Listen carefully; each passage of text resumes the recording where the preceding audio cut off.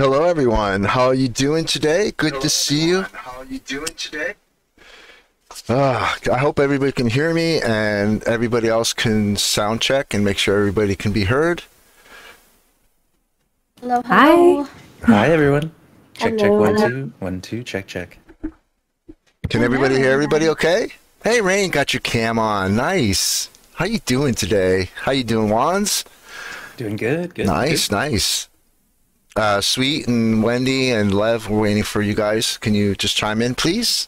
Hi. Good morning. All right. Good morning. Hello. Okay, good. Welcome in, everyone. It's good to see you all. Let's just say hi to chat real quick. Hello, everybody in chat. Lily and Packer just came in. Chip, how you doing? Let me see who else besides us. How you doing, Summer? Of course, the Summer is here. How you doing, Pam? Good to see you. Good to see you. All right. This is everybody who's not on the panel. Oh, how you doing, Vi? Good to see you, Vi. Make sure I didn't miss anyone else. Hey, Doom. Hello, How are you, everyone. Doom? Yeah, hello, everybody, of course. All right, so everybody knows, who's been here before knows how it all... Oh, you know what? I didn't even print the questions out, sweet. Oh my God. Oh, my God. That's not good. That should be printing any moment. It better start printing any moment. It says I need Look, ink, it wouldn't but be our podcast if something didn't go wrong here it or is. whatever. Yeah, So that's printing. So all is well here in LD land. Okay. You can just blame me whenever I'm involved, tech issues. Exactly. Hey, it printed first try. Okay, here we go. All right. So, welcome in everyone to the After Dark with LD and Friends podcast. Hey, Tina Bug, welcome in. I'm just go over quickly on the format. Basically, what we do is we're going to greet everybody. We're going to give you a description of the podcast, which is TLD based. We don't have any new topics like food talk or anything like that. Of course, we always talk about food in the Long Dark channels anyway. But and then we're going to have a question and answer time. A short one, and then we'll be happy to have a shout out advertisement section. All of us will be able to shout out each other, tell us about any future events, streams you got coming up, or birthdays or whatever. So let's get started. We're going to try to keep it about 2 hours today. Two, maybe a little bit over. It depends on how it goes. All right. So how it works is Sweet and I will alternate asking questions, and we'll address each of the guests in turn. And we usually go from left to right, so we'll start top left and kind of work kind of like in a row, like left to right. Okay? All right, everybody got that? Sounds good. All right, so let's get started. right. First of all, let me introduce the guests that we have today. I think most people know everybody, but we're going to introduce them anyway. On the upper left, we have flightlessrain. Hello. Yep. And the top middle, of course, we have the WonzAndOnly. Hello, everyone. Good to have you. On the right screen is Avatar fan Airbender. And then we have the lovely Sweet Reverie in the lower left there, are my co-host. Hello, everyone. And what was that? Who was that? And in the lower middle, we have Wendy. Hi. And of course, in the lower right is me. Actually, I should have my camera on. Let me put my camera on for you folks. There we go. Of course, I still got a bunch of crap here that I was supposed to take off that I never did. All right, so welcome in everyone. So let's get started. We don't get a robe today? No robe today. No, I decided not to do a robe today. I'm actually it's warm in my cave right now, so I actually got my cutoff shirt on today. All right, so I got my notes printed out. So here we go. Yay. Sweet's going to start the first round of questions. And Sweet and I picked out these questions based on, like, you know, technicality. Like, I'll ask some more technical questions, and Sweet will ask the more generalized questions. Of course, I like Sweet's questions better than mine, though, but it's all good. No, I think they're all good questions. Yeah, honestly. they are. You got to have a little bit of fun mixed That's true. with like the technical, you know. So That's true. That's true. Like I say, this is pretty much unrehearsed, so we kind of just go with the flow. Everyone. As far as one more thing, as far as any kind of personal information, when I ask you a little bit to introduce yourself, you can share as much as you want. All right, keep real names out of it, please. Appreciate it. Okay, so let me first start with Rain. Can you introduce yourself real quick? Tell us how you got into the community, how you got into Twitch itself, and how long you've been here. Oh, I've been streaming since probably like sophomore year, but it's like of high school, on and off. But I really started streaming, I think it was May or April of last year, and I kind of just stuck with it. How I got into the community, I actually watched Wands for, I know. So I watched Wands and I was like, man, I kind of want to like, do this a little bit. And I started streaming that game. I think it was my second game. I streamed Sims first, but I was like, okay, I love this game. Nobody knows this game. I was wrong. But I was like, okay, I think I can do this. If this person can do it, I think I can do it. So that is how I've gotten into the community. Nice. Thank you, Rain. Wands, would you like to share the same question, please? Yeah, but first, can I just respond to that? Sure. Like, when someone says that you're like inspired, help inspire their journey, it's really cool, and that never gets old for me because like that happened to me. I showed up on Twitch one day and I was like, wow, that looks fun. I think I could do that. Yeah. And it's just the rest is history. So that's really cool. Thanks for sharing that. Yeah. So as far as me, let's see. I basically like saw a trailer for this game, The Long Dark, probably in 2015, and I thought that looks so cool. And then at that time, I wasn't even gaming, so I just kind of put it in the back of my mind. Eventually, in 2018, I picked up a PS4 because I wanted to play Spider-Man. And then I was like, hey, what was that game years ago? And I found it on YouTube, and I started watching Long Dark on YouTube. And that eventually led me to Twitch, where I was so confused. I had no idea what was going on here. It's crazy. It's chaotic. But I loved it. I love the energy of the community in the Long Dark. And I just thought, why not? There's literally one button you push on the PS4 to go live on Twitch. It's so easy. If you want, you can like plug a camera in. Done. So I was like, all right, let's try it. And, nice. And that's it. That's the rest is history, as I say. Yeah, well, you've been in the community for quite a long time, and you're really a pillar of the community as well. Thank you. And I'm going to share briefly about my experience. Mine started about 3 years ago. My kids, we were talking about, gaming. I'm still new to gaming. I've only been started at like 6 years ago, to be honest. I'm going to be 60 this year, and I just started like 6 years ago. I didn't grow up with gaming. So my kids, I just had saw The Long Dark in 2017, the beginning of 2017. I'm like, I would really love to learn a little bit more about it. So I went on YouTube and I started watching Athenon, and I started watching some other YouTube creators on The Long Dark. And then my kid said, well, why don't you check out Twitch? I said, what's Twitch? What is that? I said, why would I want to, at first I was like, why would I want to sit there and watch people play? I just want to pick up a couple tips. So the first stream I went to was Kimiota, and met Kimiota there. I figured if the guy's got this many viewers, he must be good enough to watch. So I went and watched Kimiota, and then I discovered Wanz was my second person I went to. This is because I met Summer Gemini in Kimiota stream, and I believe it was Summer that either hinted me off, but I found Summer in Wanz's stream. I says, "Ooh, Summer's here. I guess I should stay here." And that's how I met Wanz. And you were my first two people I met here on Twitch, and that was in like 3 years ago now. Time is flying. Okay, Lev, let's move on. Lev, would you like to share something about yourself and Twitch? So, I don't have that warm story where it's like, hey, I discovered this streamer. No, I started for completely selfish reasons, and that was being disabled. I can't necessarily get a lot of time to get like a lot of money. So I'm like, okay, Twitch could be a good, somewhat side project thing that could get me started.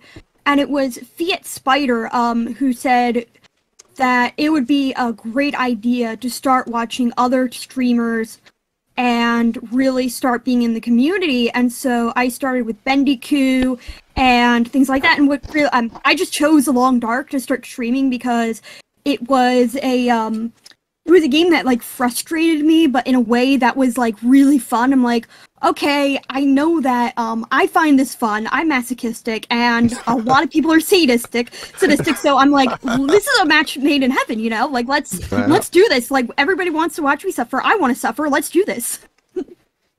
That reminded me. The other person I watched on YouTube was what's his name? I can't remember his name now. No, yeah, Accurize. That's it, Accurize. Yep. That was mine as well. So yeah, Accurize. Dude gets around. Yep. Okay, sweet. Would you like to add something in? That would be awesome. Sure. I am awful with introductions and telling people about myself, so I'll do my best. Well, a lot of you guys already know me. I'm Sweet Reverie. I just started streaming back in, I think, like toward the end of August last year.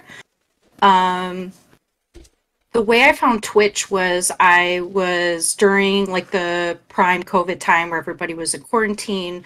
I was on YouTube a lot. I was off work for a few weeks and I didn't really have a lot to do.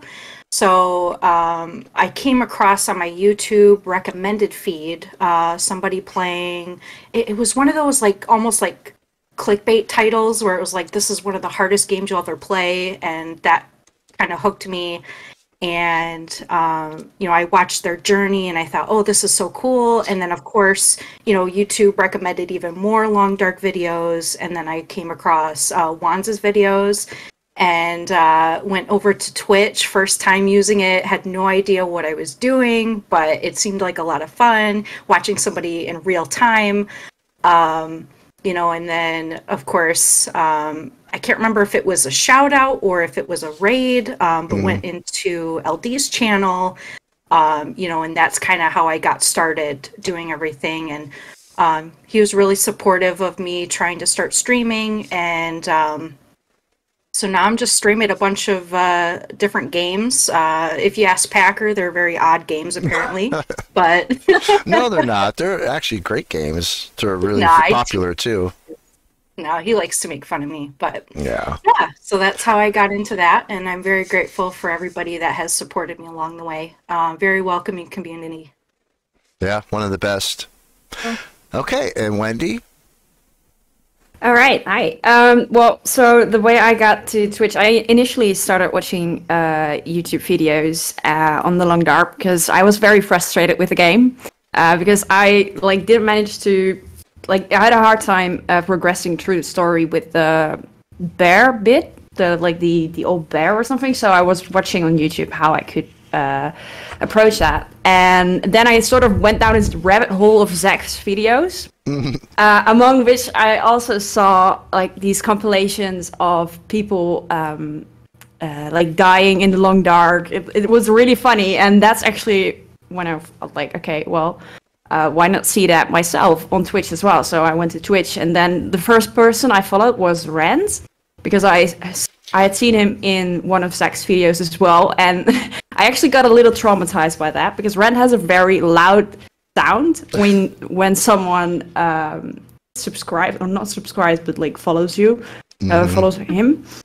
So I got scared shitless. I really thought oh shit, I was very free. I immediately clicked away the stream, and I was like, oh shit. But yeah, after a while, you learn that it's all part of it. So now I don't mind following someone in the middle of a stream. But that's how I got here, and eventually people started saying, oh, you should stream as well, and that's what I've been doing for 6 months, since 6 months, something like that. Although I don't stream that much, so I would say I'm more of a watcher than a streamer. Excellent. Thank you, everyone. That's awesome. I must say that I learned a lot by watching Kimyoda and Wanz about the game itself, the mechanics-wise.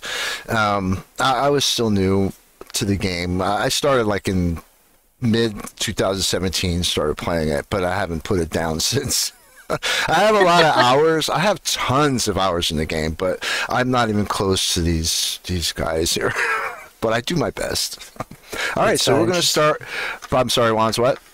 I was just gonna say it's about the community and how it spreads so quickly. I think it's because this game's just so tough and like interesting. It just people need like a little assistance and just see what's going on. And then too, when people show up, everyone's so supportive and welcoming and helpful that it's just like you're like, all right, I found my place. This is good. That's a good point. That's a good point. I noticed a difference between the Long Dark community and some of the others, where everybody, even the streamers, are very helpful and sharing their information about the game, sharing what they know about the game, and also supportive of other streamers too. You get a lot of communities who, streamers come in and they're very competitive, and I don't see that in the Long Dark community. All of our streamers are very supportive of each other, and everybody, even the viewers, share their time with everyone, and it's just that's to me is just the most amazing thing. I think I want to add that a good reason for the community being so nice is because a lot of people are watching, not even just for the tips, but because they want to see people's reaction to what's going on. It's like, okay, I know that if I face a bear, this is how I'm going to react, but I want to know how the other person's going to react. And so a lot of people are going off of the persona that the person is putting out. How are they surviving? Are they taking this like, okay, this is real life, or are they literally YOLOing it and treating it like a giant joke? And both reactions are amazing and hilarious. I agree. And the amazing thing is, the different play styles that everybody has too. Even among the pros, the intermediates, and beginners, all have their different play styles, how they react to different things. And this game, as we know, has a big learning curve, and there's no hand-holding in the Long Dark. It's like, here it is, deal with it. If you die, that's how you learn. And that's, right? Yeah. Well, and I think what's really nice, too, is, like, I have seen so many different, like, perspectives and different types of tips. Like, I used to think I was so good at the game, and then when I watched Wanz, I was like, wait, I don't actually know all about the game like I thought I did. I was like, wow. So just like seeing different people play and getting to know more about the game, I think is really interesting. It is. I agree. The fact that you can play this game for thousands of hours and still pick up something new every time you play this. I even heard Kimioda the other day in chat at his stream, and he was like, oh my god, I never knew that. So even he is still learning things. Right, and even you, Wanz, I've seen a couple of times. You're like, oh wow, okay, that's it's I crazy. didn't realize that. Surprises you, this game. It does. Everyone's brain works different. Okay, well, this is awesome. So let's move on to the question part of everything and get some more details about how everybody feels about this wonderful game. Okay, that we all know and love. Okay, so Sweet, I'm going to hand it over to Sweet. It's going to have our first round of questions for everyone. So take it away, Sweet, whenever you're ready. Awesome. Yeah, so I know we kind of talked about this a little bit in the introductions, but so Rain, how did you find out about the game specifically, and what inspires you to keep playing? So I actually found out about the game. I was like, oh gosh, it was so many years ago. It was free on Game Pass, like free with gold. And I was like, this game looks like maybe I'll play it. I don't know. I just like download games that I think I might play. I wasn't super interested in it for the longest time. I think a year or two after I got it, I was like, okay, I don't know, I'm bored of this one game, let's try this game. And then ever since then, I have just played it and learned. I keep going back to it because I know that I play just this one mode. I want to try and better myself with it because it's just a game that just you can keep growing from it, and I think that is awesome about it. Excellent. So sorry, I was picking up a little bit of a delay there. I wanted to make sure you were done talking. No, yeah, you're good. There is a small delay. Absolutely. Yes, there is a small delay. I noticed. Yeah, just a little bit. It might be on my end too, a little bit, but yeah, thank you for sharing that. Wanz, I know you said that you found The Long Dark on YouTube. What inspires you to keep playing the game like you do? Oh, great. Yeah, this is a game where I feel like even if I need a break from it, I'll take a break and I still keep thinking about it. It's just, it's like in my head all the time, you know? And it's got so much depth. And even though I know like that I'm pretty competent and I know what I'm doing, I still want to push and challenge myself. So I'm coming up with these ridiculous game modes to play to keep things exciting, and I'm constantly struggling still. I like the struggle. It appeals to me. Other games, I feel like you play them, you get good at them, and then they become easy. This game, it's like, even if you have a 500-day fully decked out character, 1 or 2 misplays, that character's gone. In most games, like when you're end game, you're invincible and you got no worries. This game, it's always something you got to be worrying about. Mm-hmm.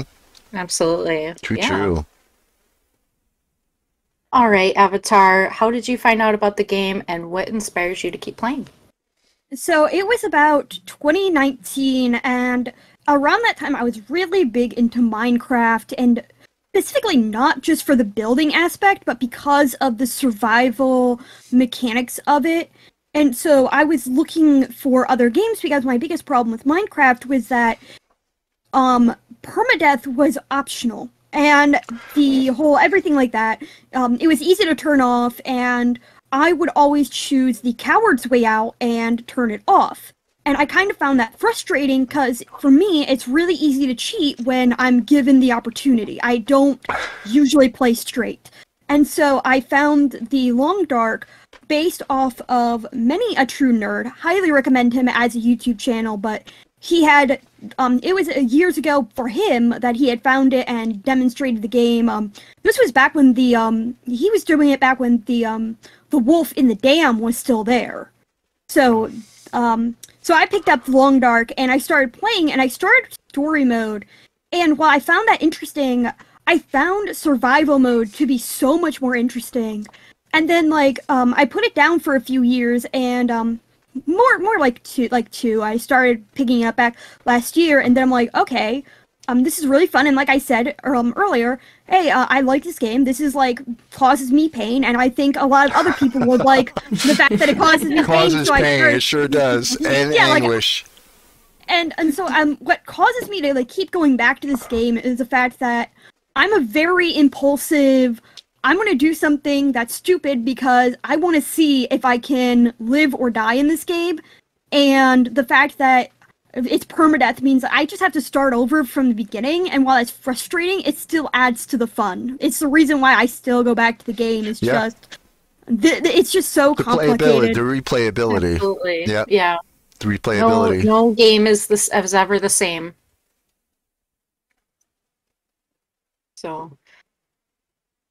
Okay. Somehow the camera's flipped. Yeah, I was gonna say the windows. Did you turn your camera off, Rain? Probably. I hope we didn't lose her. I know that she was saying she was having problems with her internet. She might have disconnected. I'm not sure. It's possible. She's still. It just shows she's connected. Maybe just here. went AFK for a minute. Okay. Yeah. Okay. All right. Let's move on to Wendy. How did you find out about the Long Dark, and what inspires you to keep playing? So I actually got the game from my dad, so I didn't know about it at all. He did all the research, and sometimes he likes to give a game or something, and I never really played any games. So I got that game, and it was actually the first game I got from him. And I started playing it. I started with story mode, which I really liked, except for the bear part. And the bear part frustrated me so much that I quit for half a year before I continued with it. And that's actually when I started watching more YouTube videos, and eventually went to Twitch. And that's also how you still keep being motivated to play, because you learn new stuff from other people, and you're like, oh, I want to try this and I want to try that. And I didn't even know that custom mode was an option. I never really looked at the survival aspect until I actually watched YouTube videos and Twitch things from the Long Dark. So yeah, that's it. Perfect, good reason right there. That's awesome. Yeah. All right. I don't know, Rain, if you're still here. If not, then I'll just I'll circle on back to you when you're back. Wands, what difficulty level are you most comfortable with playing, and why do you like to play it so much?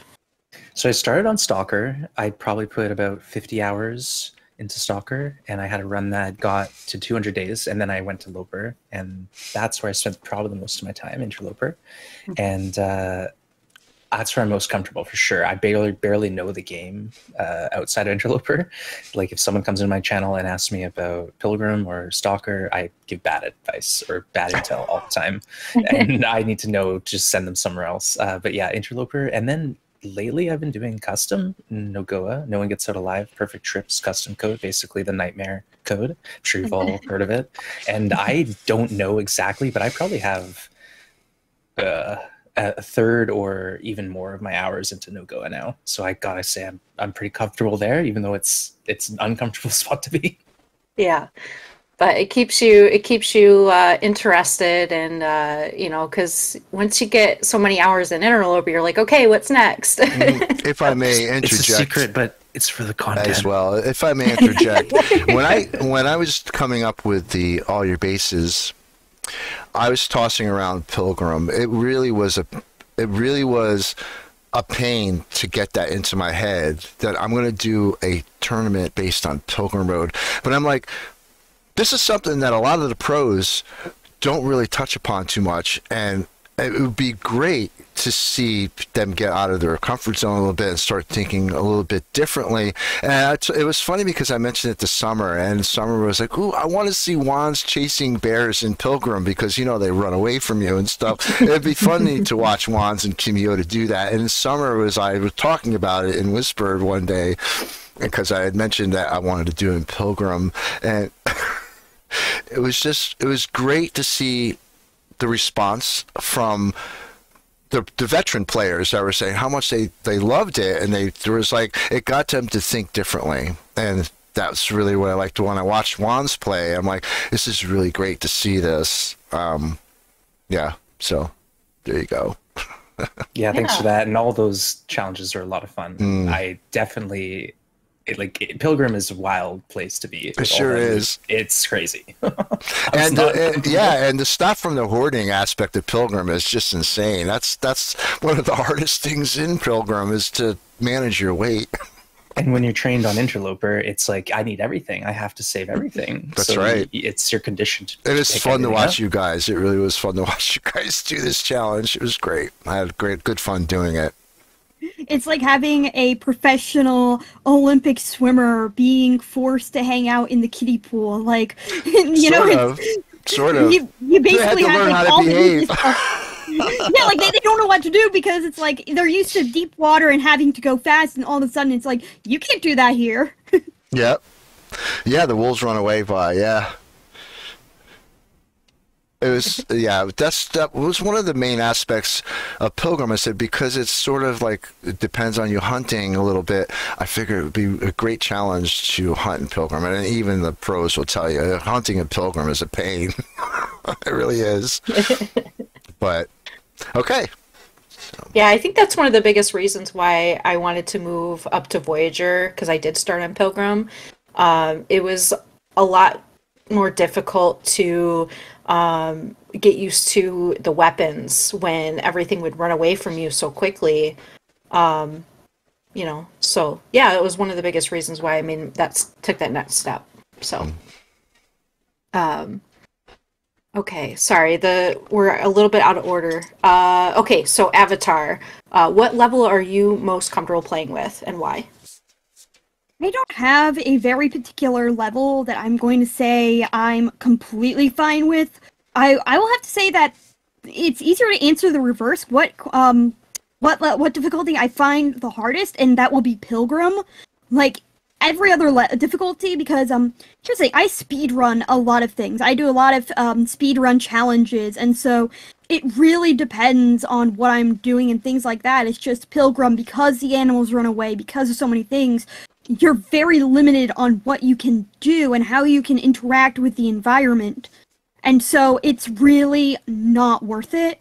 If I'm going to do something that's similar to Pilgrim, I'm going to go into a custom level where, okay, it's similar to Pilgrim, but the animals do attack.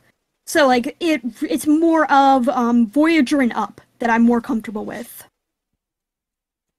Okay. All right. And what about you, Wendy? What difficulty are you most comfortable with? So I'm a very careful player. I really started out on Pilgrim and like just strolling around, and I still got scared because apparently you can still get attacked by a moose on Pilgrim. Sure. And I was very scared of mooses for a while after that. Like very scared. I would crouch everywhere basically. Moose don't care about difficulty. No, they don't. They focus on those ribs, you know. Oh yes, they do. But yeah, after that I started going up a bit because, you know, I needed a bit more of a challenge. So I think my preferred mode currently is Stalker, but I have been venturing out into Interloper, and of course with the Desolate Solitude tournament, I played that one as well on a, well, it was custom, so my usual runs die by wolves, so that did help, that it's like a custom Interloper without wolves. But yeah, I like as soon as the update for the console is there, I will probably start playing more Interloper, and like I'm somewhere a bit in between Stalker and Interloper, I would say. Okay. Rain, you're back, I see. I know. Welcome Well, back. I had the biggest coffee spill one, Oh, and it's no. still not Oh, all no. cleaned Oh up. no. So yeah, it's not all cleaned up right now either. I got some on my pillow. That was great. And then my stuff just cut out, so Oh no. I know. I've If you been can't there. tell. I've destroyed quite a few keyboards with over. my coffees. Yeah. Yeah. So it's all over my floor, but that's a Oh. later problem. I had a All similar right. problem back, and it accidentally destroyed my computer. Like, it literally fried my entire computer. I got lucky then because my computer was still in warranty, so, but still. That's Mine was good. just all over the carpet, and my pillow was on, like, one of my pillows was on the floor, so luckily it's just the carpet and the pillow that took a hit, not any of my electronics. Okay. Yeah. Yeah, that's true. You can clean Yeah. those. Right. Okay. All right. Well, if you're good to continue, I can circle on back to you with the recent question. Sounds good, yeah. All right. So tell us what difficulty you're most comfortable playing with and why you prefer that. So I like, I feel like I'm okay with Stalker now because there's like a little bit more looting. I'm not super comfortable with like little looting, but it also gives me like a little bit of a challenge because I did used to play, oh gosh, what was it? Voyager. I haven't played this game in a little bit, so I'm just forgetting everything. But Stalker, that is like kind of what I like to play because it's like it's a little bit of a challenge, but also at the same time I still get like a little bit more looting, so it's between comfortable and challenging. Yeah, absolutely. Yeah, it's recently I'm kind of trying to venture into Stalker a little bit. But I'm still more comfortable playing Voyager for sure. But it's gonna take some time. Yeah. So yeah. Well, thank you so much. LD, I believe it is your turn to ask some questions. Yes, it is. All right. Thank you, Sweet, for all that. That was awesome. And welcome back again, Rain. It's good to see you got, you're back, and unfortunately you got a coffee spill later. But Yeah. it's easy to find because just look for the sticky spots, and then you'll know where the coffee is. Yeah, I just put like 3 different towels on the floor and like some all over the vanity that I have, and no more coffee left. So Okay. I'm sorry about that. it's okay. Okay. I So have a let's quick move it. question? Oh, go ahead. Rain, did you answer the how did you find out about the game and what inspired you to play? Yes. Oh, I just don't remember, and I just wanted to make sure we got that answer too. Yeah, I think she cut out right after that, actually. Yeah. Just double checking. Yeah, no worries. Okay, so let's start with Rain then. We're going to go ahead with the left and right order again. So can you share some funny moments about the game with you or someone else? Any moments? I definitely. When I like try and go down and goat it like all of a sudden just takes like a really sharp turn, and I just like slide down wherever I'm going, and then it's just like bam, you're dead. That is the funniest thing to me. I That's could be like funny. knee deep. I could be knee deep, but then it's just like that one wrong move, and then just and that is just so funny to me. Or I also think it's funny when I'm just like walking, like casually walking, and then all of a sudden sprained ankle. Where? How did I get a sprained ankle? I don't know. I was just casually walking. That's funny to me too. I mean, it's inconvenient, but it's just like I wouldn't even sprain my ankle like that in real life. Well, if you're so playing I think Glastrid, it's yes. funny. Glastrid. Glass ankles Astrid. So those are pretty funny moments, I gotta say. Or I've also when I go and just like I go in the easiest mode and look around at like maps and stuff, it is just so funny to me when you go up to like a bear and then it just like completely darts away from you. I think that's really funny too, because it's like, oh, you're not tough now. Okay, Wanz, I know I've seen your clip shows during your breaks and stuff. There's quite a few funny moments in that, and I'm sure that you have so many to share. It's going to be hard for you to pick one thing out. But if you could pick one, funny moment in all your time of playing. Yeah, no, the most recent one is probably one of the funniest ones. But last week I was doing a challenge where one component is accuracy. You can't miss any shots. And I've killed Aurora Moose before twice now. You have like a 10 to 15 second window when there's a moose and an Aurora together before it despawns. And anyways, last weekend I was trying to kill an Aurora Moose. And as my arrow was flying through the air, about to hit it in the butt, it disappeared on me. Oh my gosh. And that was the end of the run. Wow. Literally, Oh my it was God. like 2 frames. Oh, The arrow was in wow. the air, and the That was moose so disappeared. painful to watch. I was Yeah. hoping you were going to bring that up because That that, was was just- so. It was painful, but it was hilarious. It was ironic. Yeah. Yeah, So it was funny. perfect. And if anybody is not aware, that's the Nope challenge. You can't miss any shots or run over. Yeah. So it's very tough. So funny. I love when they just disappear out of thin air. It's just like, where did you go? Oh Yeah, yeah. no animation, anything, gone. just no longer in the game. Yeah. Okay, Lev. So we'll move on to you now. The same question. And if anybody needs me to repeat the question, just let me know. So there was a so I was doing the hunted challenge, and the way I was doing it was I was running and I was pausing time by basically waiting it out so I could get my meter filled. And the bear was standing right in front of me. I unpaused and I'm like, okay, the bear is going to attack me. And I'm like, okay, this is it, the run's over.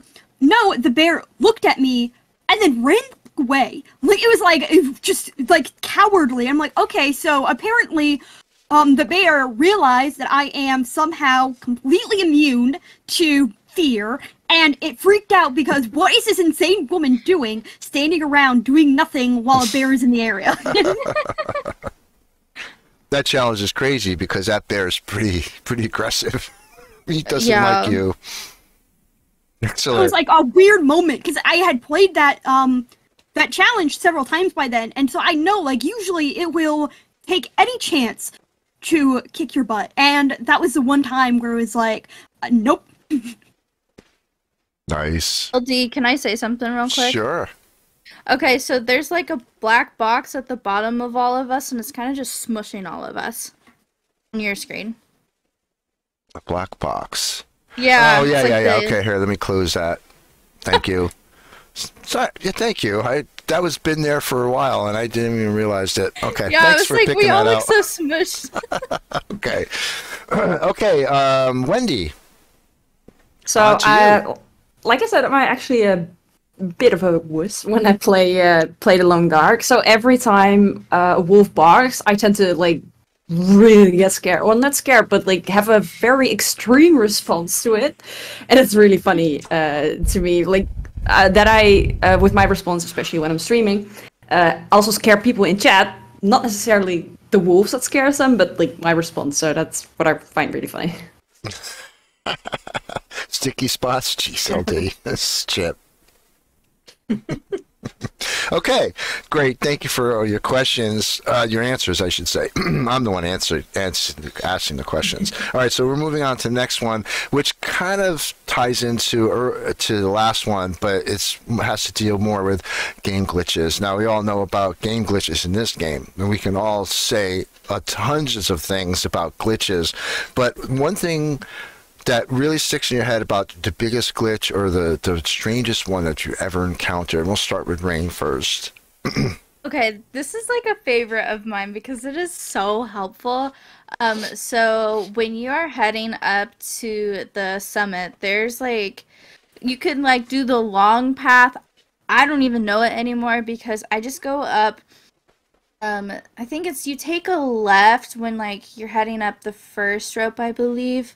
And then like there's this really like path that you can go up like this mountain and you just like inch your way towards it and then you head up to the second one and that one's my favorite one. You might get like a sprained ankle or something. Oh, but it is so worth it because it's just like the short way around and I think that one's probably my favorite one. It's been the most helpful, that's for sure. Yeah, if it works, it's an exploit, right? It's a feature. It is. All right, Juan, so move on to you. And again, I'm sure that you're going to have to think of something. Yeah, like there's been so many, but like the funniest one is probably when I was in Broken Railroad on some run a while ago. I was climbing down the rope into the Broken Railroad ravine. But before I had done that, this was before the update where you could climb with the rope, right? So the strat was you'd always need the rope, the torch. Sorry, the torch. You'd need the torch and then climb down the rope, and then you could pick up the torch at the bottom, right? So, anyways, I throw the torch, and then I climb down the Broken Railroad ravine rope, which is a long rope, and then I get down and I'm looking around. And I'm like, where's my torch? And I look up, and the torch is descending. Like in slow motion, you know. It was the funniest thing I've ever seen in my life because it was just like I just didn't understand how that happened and why, but Wow. that the torch took longer to fall than it took me to climb down the rope. I was about to ask That's that. I was like, crazy. which one was going slower?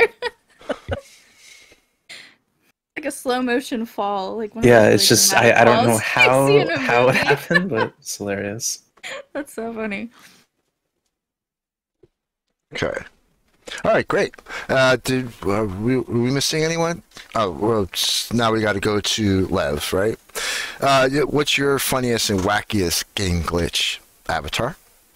Okay, I know this technically isn't a glitch, but I'm going to be interpreting the question as what is something unintentionally in the game. I just found this out yesterday, okay? So this is why I'm bringing it up.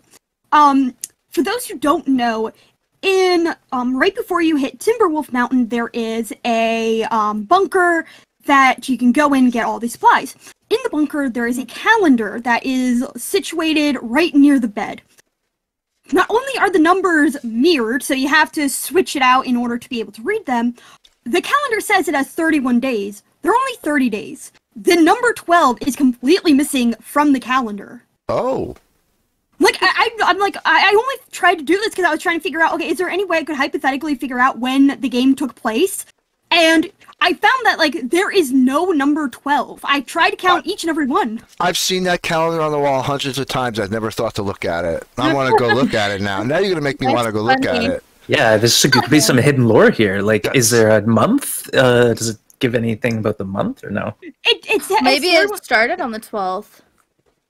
No, like, it says 1, 2, 3, 4, 5. It goes, like, all the way up to, like, 11. Then it skips 12, goes to 13. And the reason why, because I was trying to figure out if the month had a Friday the 13th, and it didn't. But then it went, like, 11 something, then 14. Like, okay, I know my numbers. 14 isn't in me, like, 2 numbers away from 11. No, I'm curious to go look at this calendar now. Next time Yeah. I'm at that cache, I will be checking it out. I'm gonna post a link on LD's Discord as well That's as fine, too. a Dunn's Yeah. Discord about the images, so you guys can see I'm not making this up. It's absolutely hilarious. No, I believe you. Well, I Do trust you definitely on check that out. We'll definitely check that out. Now you got me curious, big time. Right? And you know, the funny thing is as many times I play this game, I really don't pay attention to the pictures or anything on the wall. I go in, I do what I need to do there, and I get out. It's funny when you hear a lot of things like Kimiota's, all his screenshots and stuff that he does. I'm like, where is this? I've been this place millions of times, but I never thought to look at that poster. I mean, I don't know where it is. This is too funny. No, you like don't have time for it. You have to like get in, get out, get your stuff, and move on. Okay, so moving right along to Wendy. Can you share one of your wackiest game glitches? So by far my wackiest and weirdest game glitch was when I was in Keeper's Pass. I killed a wolf, but the wolf died in aggro mode. So it was like aggroed. And so what I did was I harvested his meat, and he was still aggroed. I cooked his meat right next to his aggro body, and I felt like very evil while doing that, like almost like I was eating him while he was still alive. So that's what I found really funny, and I really wish I had streamed that because I would have definitely clipped it. That's a little creepy, yeah. That is. I had one time where I was, actually it was just a few weeks ago, I'd killed a wolf a little bit farther from my first fire because I killed a wolf, set a fire, and then another wolf came from another direction, and I killed the wolf a little bit away from the fire. But when it came out in the morning, it started blizzarding. I came out in the morning, that wolf was in the fire pit itself. So I actually have a screenshot. I lit a fire with the wolf right in the fire pit, and I'm cooking the wolf with the fire. So, okay, so let's moving right along. We'll start with Rain. If you can add any food item in the game, what would it be? Ooh, food. Oh my gosh. That's a good question. Berries. Actual berries. Yeah, like berries. Like strawberries, blueberries, things?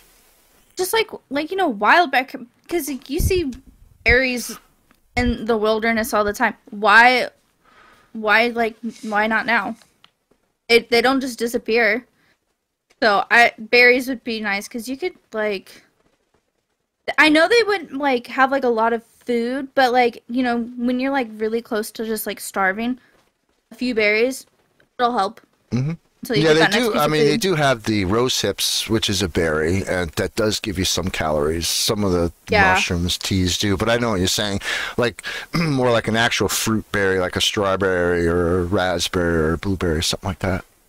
Yeah, because like I mean, you'll even find those in like people's homes. Like you don't usually see them in the winter time when it's so cold, but I know there are some winter berries that grow that you can eat. There are some out there. Okay, Wanz. Yeah, so with the new cooking mechanics coming out, this is possible. But I've been saying for years, this is I think it's a Canadian thing, maybe not. But the First Nations, they used to make what's called pemmican.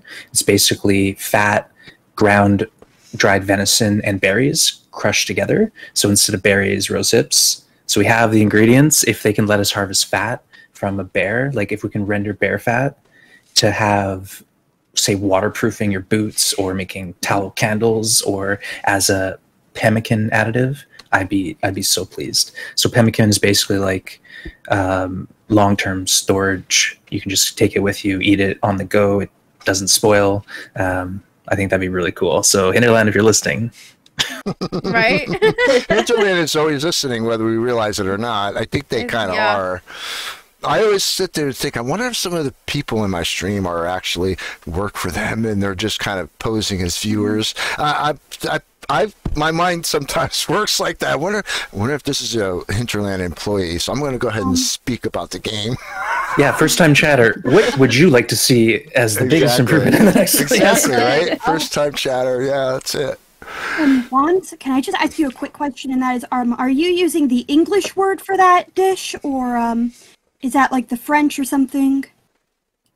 Good question. Yeah, the Métis probably. So it could be French. Let me see if I can look it up. Because I know that dish. Like, it sounds familiar. I know that dish by the Inuit name, agutak. So that's why I'm like, just like I heard that and I'm like, okay, that sounds familiar, but I don't know it by that particular word. I just put it in the chat there. So pemmican. Yeah. I've never heard of it before. It sounds interesting. Okay. I think it's the French name. It could be, yeah. Yeah, I think it is, actually. It sounds like it could be. American Indian usage as well. Oh, okay, Tina. Okay. All right. So, Lev, that was your answer, right? Yeah. Do you have to add to it? Like that was going to be like something similar, like a gutak, because it is a like Juan said, it's mostly a fat where you will basically mix it with other things, so berries, and it's more versatile. It doesn't have to contain meat, but it's usually a mixture of animal fat and something else. It's still very commonly used today, and so even just adding like something like Crisco, because in modern day Nunavut they usually use a Crisco instead of animal fat to make this. So it would be an interesting way to add, like, you could have like the Crisco variant, so people don't have to get hunt the animal, but you can also make it from the animal fat itself. So Interesting. It just sounds like we need animal fat in this game now. Well, yeah. I mean, we harvest deer, bear, and moose. Why not get animal fat, right? That works. I mean, there's a lot of other survival games out there that get fat from the animals that you harvest, and you can use them to make fuel and things like that. Yeah, that works. Okay, Wendy, moving on to you. What kind of new food would you like to see in the game? Okay, so I have 3 options. The first one is I would love to make my own jerky in the game, so that you dry your meat and then you have jerky that is like has a longer well, that you can drag around longer. I don't know what the right word is. And also bugs, because you know when you're desperate and you're hungry, you want to eat bugs. Well, you don't want to eat them, but you could eat them. And rats. I haven't seen any rats, and as far as I know, there's still rats in the winter, I think. So also, again, when you're desperate, maybe somehow catch a rat somewhere in the dam. I can imagine there are rats in the dam, so, you know, why not? Yeah. Yeah. I was gonna say jerky, actually. I was like, jerky, berries, but then I was like, we already have jerky. Well, I mean, I guess you can make your own. Cure the hides and guts. Yeah. Why can't you cure the meat, too? True. Right? Exactly. Yeah. Let us go into the ocean and coastal highway, boil down some salt, you know, throw it on some dried meat, and then we're good to go. That's what they did in the old days. Everything was preserved with salt back then. Yeah. Yeah, exactly. Sounds like a bit of work, but, you know, a 500-day run, what else are you going to do? Yeah, listen, when it comes down to survival between dying and living, you'll be surprised what you'll actually do, right? The just survival instincts kick in, and then you don't care how much work and how long it takes. If that means you living another day, you'll do it, right? That's the way I see it. Okay, so let's moving on to, I think it's the last question in my segment, and then we'll move on to Sweet. Aside from the food and stuff, what kind of new mechanics would you like to see in the game? Now, I know that we have some new mechanics coming up with the update, but is there anything that you might have heard in the update that is not coming that you would like to see in the game? You know, it's gonna sound really weird, but like iceboxes. So like, cause you know, I mean, yes, you could like put your meat outside. Like, what if you can't go outside real quick, or I don't know. I just would like to see iceboxes because you could make them. I mean, you could make them. You could store food inside if you wanted to. I use snow and ice for the refrigerant. You don't need power.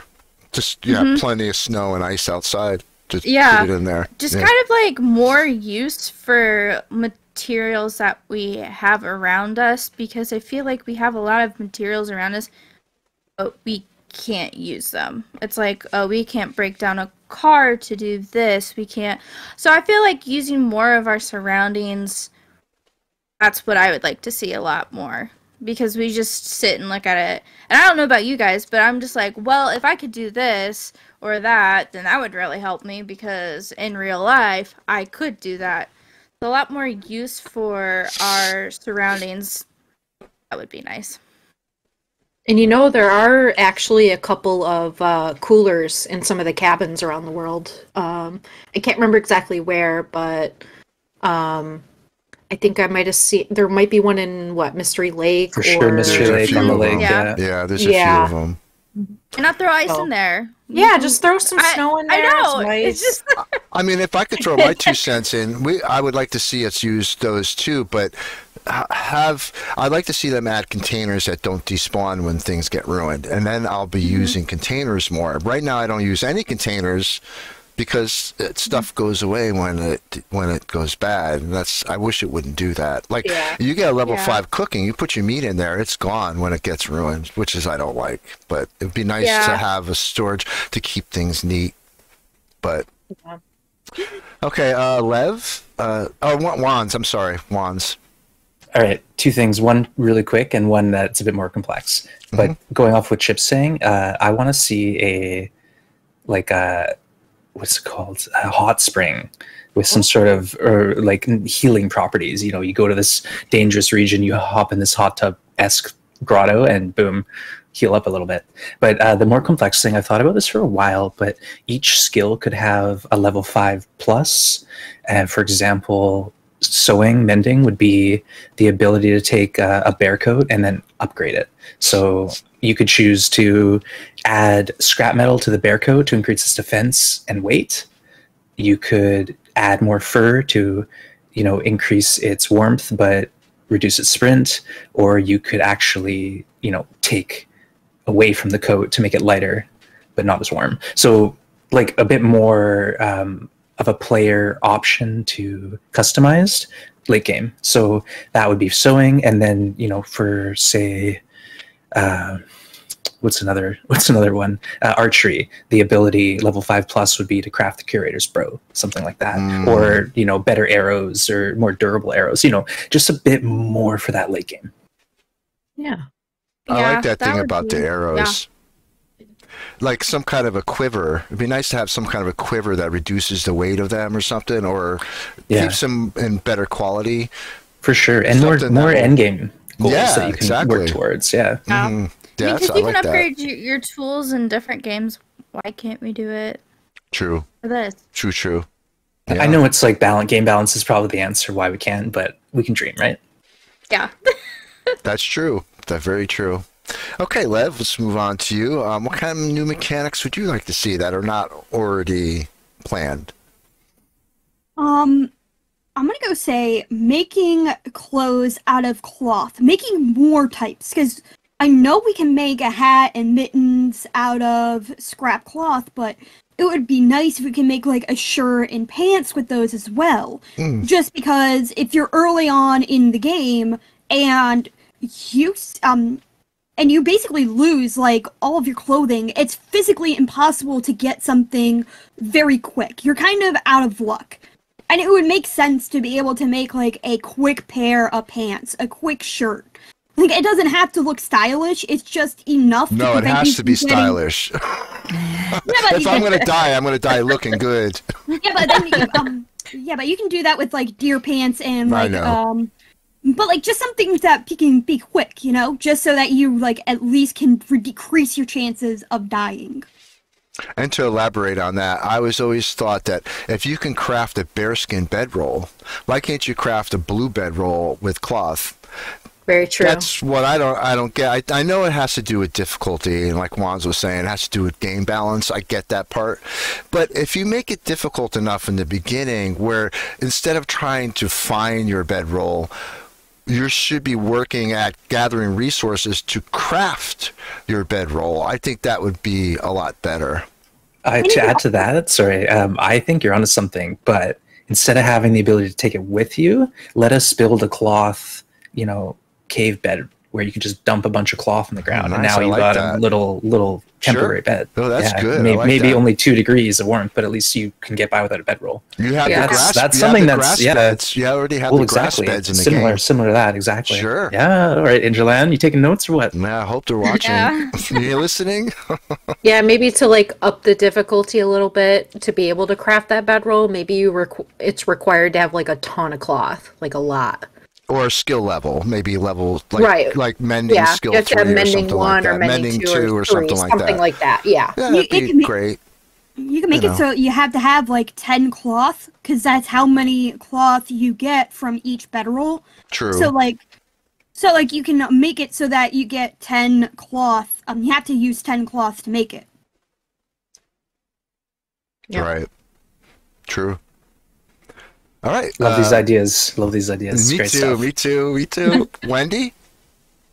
So the one thing I would really like to see is that when you're sprinting, you actually get a little bit warmer. You know, when you're sprinting outside, or outside, like sprinting in general, you would get hot and then cool down again. So what I would like to see is that when you're sprinting, the downward arrow is maybe like there are maybe not as many downward arrows, or can even go up. And then as soon as you stop sprinting, since the sprinting bar is limited anyway, that feed would then stop. So that's what I would really like to see. And also that certain items during the aurora can also be used. For example, the microwave to warm up some teas or something. And maybe also the cars. I mean, if you would put enough fuel in them, and then there has to be an aurora, you could use the cars to get around or something like that.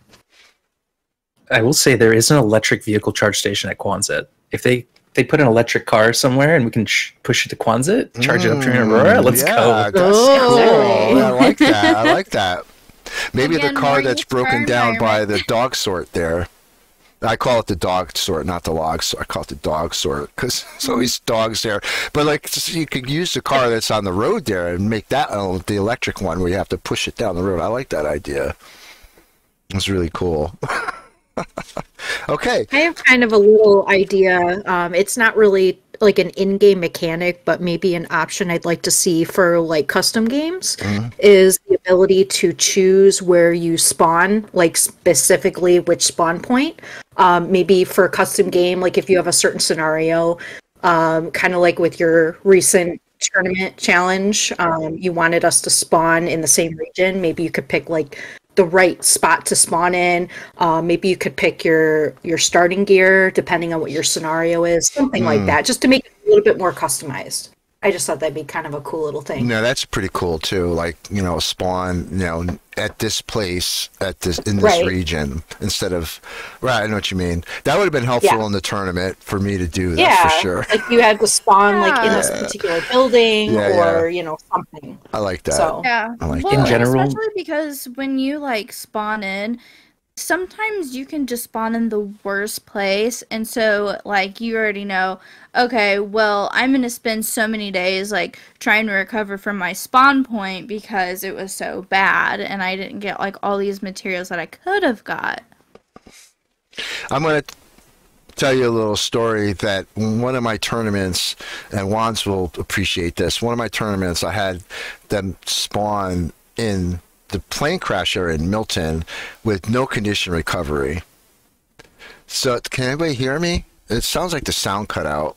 No, we hear you. no, we can Okay. hear Yeah, we can hear you. You know how that walk going from that bear cave, the abandoned bear cave, all the way up to Milton Town, you lose your condition. I had people do that in the Dead World tournament during a blizzard at midnight with no condition recovery, and I'm like, everybody's like, what are you trying to kill me right off the bat? I'm like, dude, how fast can you get to that plane crash to Grey Mothers without losing your condition? That would be fun to see. Luckily, you did get the stim there, and most people had a stim after that to get their condition back up. I will say that, to be fair, it is physically possible to get from the plane crash to Grey Mother's house while receiving barely any damage at all. It's just that you have to know, like, you have to be able to get your bearings really quick and just run. You can't stay, you can't wait for anything, you just have to go, and you can get, like, maybe 5 or 10% damage, depending on how fast you are. So it isn't that big of a deal if you really focus and try. Also, I just want to bring this up. LD, every once in a while, someone will echo throughout your mic. I can tell because your Yeah. mic will go on. It's picking it up through my headphones, what's happening. I just like to add any more additional customizability options for the custom settings would be awesome, especially the start. I want to be able to start with frostbite, infection, bleeds. I want to be able to like recreate a Hunted Part 1 scenario where I dump Bastard into, Black Rock and say, let's have some fun. But more custom options would always be good. And the unfortunate part is they have not talked about modifying the custom settings, so that's unfortunate. Hopefully in the future they'll do that. That'd be great. Yeah. Okay, so Sweet's next round of questions. We got everybody, right? Yeah, we got everybody. I'm going to go on to Sweet's next round of questions, and I'm going to be perfectly honest. This is very unprofessional, but this coffee is going. I need to go to the bathroom quick while Sweet does her questions. So I'm going to be just gone AFK for a few minutes, and I'll be right back. How dare you be a human and have to go to the bathroom? I know. I cannot believe that. What? I'll be right back. Sweet, go ahead, ask your questions. Do I need to overthrow LD and become the new host? Like, yeah. How many votes? How many votes do you need? Sweet, you're it. You're the new host. I'm the co-host now. All right, I'll keep them busy for a little bit. Thank you, Sweet. I'll be right back. All right. It's not an LG stream without him needing to go for a potty break. All right. Oop. Oh my gosh, I'm breaking stuff already. Okay. All right. So, Rain, what is your favorite and your least favorite region, and why? My favorite is coastal, and I know that people are gonna have opinions on that.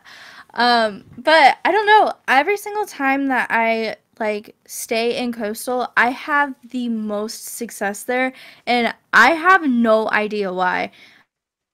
And I know people don't like it because you go to Quonset and there's every single wolf possible around there, but I don't know, I have so much success there.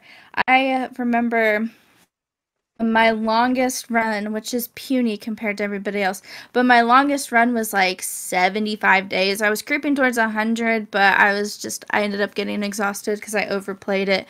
But my least favorite is Bleak. I always die there. Always die. Doesn't even matter. I could day one, dead, gone. So, yeah. Yeah, that's understandable for sure. It's definitely not an easy region. It's not one of my favorites either. It's so bad. It's so bad for me, I should say. Oh my gosh, I barely, before this recent tournament, I barely had any experience in Bleak. I kind of avoided it because of the things I heard, but I had to go there obviously, or, that I would have been at a disadvantage. And it was not fun. It kept blowing my fires out, and it was crazy, but thankfully I didn't have to deal with the Timberwolves there, or else I probably would have pulled my hair out, but, that's one of the places I need to go back to and just kind of get some experience in. So I gotta stop avoiding it. I know, it's rough. Yeah. All right, Wanz, what is your favorite and least favorite region? My in general favorite map would be Hush River, just because it was the first big challenging map that I conquered, and I still have a love for it because it's just so strong for interloper and custom challenges. But then also every new map that comes out, I'm always just challenged and really excited to explore. So usually it's the most recent map, so the airfield. I want to get back there eventually and play around more. But Hush River in general has always been the map that I conquered and felt really happy about. This is my hot take of the day. All right, I'm gonna get flamed here, but my least favorite map is Mystery Lake. Ooh. And I'm sorry, all you OG players who just love that map because it was the only map and you think it's home. I just treat it like a hub map, and I go through it and I move on to other things. It's not a place I've ever really made an effort to settle in. I just think of it as a great spot to gear up and move on from. And I'm sorry, but that's the truth. Yeah, I mean, after spending a while in there, it starts to really get okay, I'm pulling at straws. Same with Milton. I can't stay there too long. I cannot. It gets pretty bad after a while. They're great maps to start your run in and get established. But I'm not just gonna hang out there. I want to move on to see the rest of the world. Yep. I think, like, to give you credit, ones, the problem is you're such an amazing player that when you're in a map like Mystery Lake, which is designed predominantly for beginners, it's kind of like, okay, I know the ropes, I know everything about this area, I want something that will give me an actual challenge. And Mystery Lake is a lot of people's favorites because it is so nostalgic for them, and I don't blame people who are just really good at the game saying, okay, I get it, but I want something that will like actually give me some pushback. Yeah, like the obvious answer would be Pleasant Valley because it's a monster region, but I just think it's really well designed and interesting and challenging. So Mystery Lake for me is just kind of meh. Sorry, but yeah. I'm a big Ash Canyon fan myself. I love Ash Canyon. Yeah, that's another. The newer maps they've come out with, I really love how they're each kind of unique, and they've got like a little complexity to them. Especially with the like Black Rock and Ash Canyon, the multiple routes you can take to get around the map. You pick your favorite and you go for it. I think it's really cool. I like that they're doing that with the new maps, giving them sort of themes and making them unique. It's really cool. Yeah, absolutely. It is. All right, Avatar, what is your favorite and least favorite? So my favorite will have to be Timberwolf Mountain, just because of the risk to reward ratio. It's one of those where it is very challenging, but once you get to the top, you feel like you've really earned that reward. It feels like, okay, this was definitely worth the headache to get up here, and it just makes it a really good map. My least favorite is a combination between Ash Canyon and Hushed River Valley.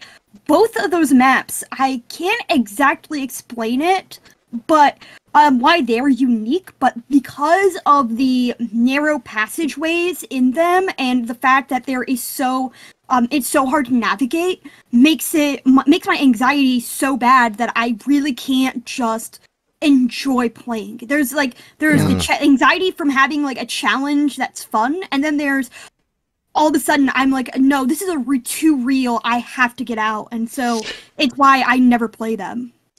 I could elaborate on that too. I think one of the biggest things about HRV, especially with players, is that because it's a navigational nightmare and it takes a while to get used to it, and the fact that there's no man-made shelters there, a lot of people tend to be apprehensive about going there because there's like, oh my god, I'm going to get lost. There's no place to go. But there's caves.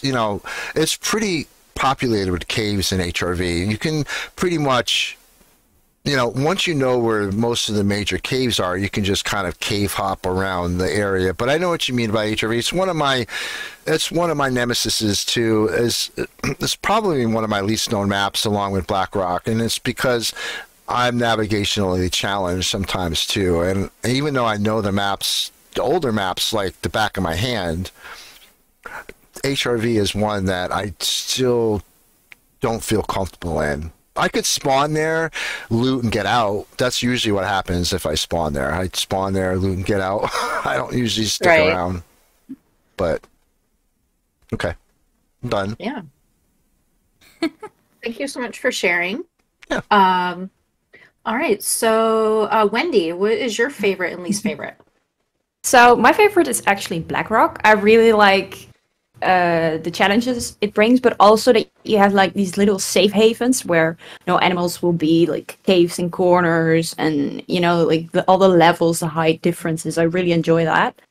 And don't hate me, but I agree with Once. My least favorite map is also Mystery Lake. It's just, yeah, there's not much to do. I always find looting there a little bit of a drag, so I'll just loot it and then leave it, and mostly will hang out in the ravine anyway when I am in the neighborhood. So like, that's my go-to place, and otherwise I'm not really staying in Mystery Lake.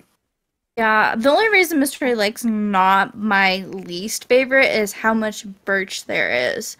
There's like so much there that it's like worth going there sometimes just to like lightly loot, get those, go to the next one. So then there's like the camp office. I would say like the best part about Mystery Lake is the fact that it's a good place to start a run where you can get all the stuff you need, and it's so central to all the other maps that you can get where you need to go rather quickly. So it's not like Milton where you have to go through like several different climbing ropes in order to get to a different location.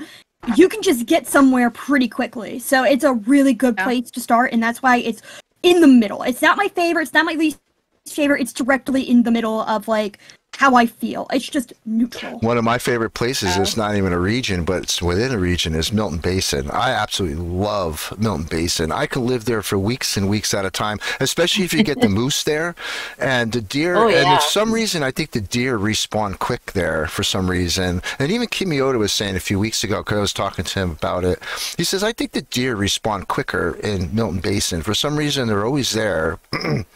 So you can survive a very long time in Milton Basin. It's such a beautiful place. You also got your birch too. Yeah. Milton's like absolutely. Ravine 2.0, like just with a little danger with some wolves. Exactly. I love Milton Exactly. Basin too. Milton That's Basin's awesome. great. Yeah. Yeah. Very cool. Okay, so let's circle on back to Rain. What is your favorite scenic location and why? Okay, so Mountaineer's Hut in Timber. It's just when the sun sets or the sun rises, there's just so much that you get the lake view. There's trees. There's the mountain. That's just like what I want to see out of my house, like my dream house when I like wake up and just see that out the window. So like the fact that it's in a game, perfect. That's my favorite. It's my absolute favorite. Mine too. Yeah, it's great. I would love to be there IRL. Yeah, exactly.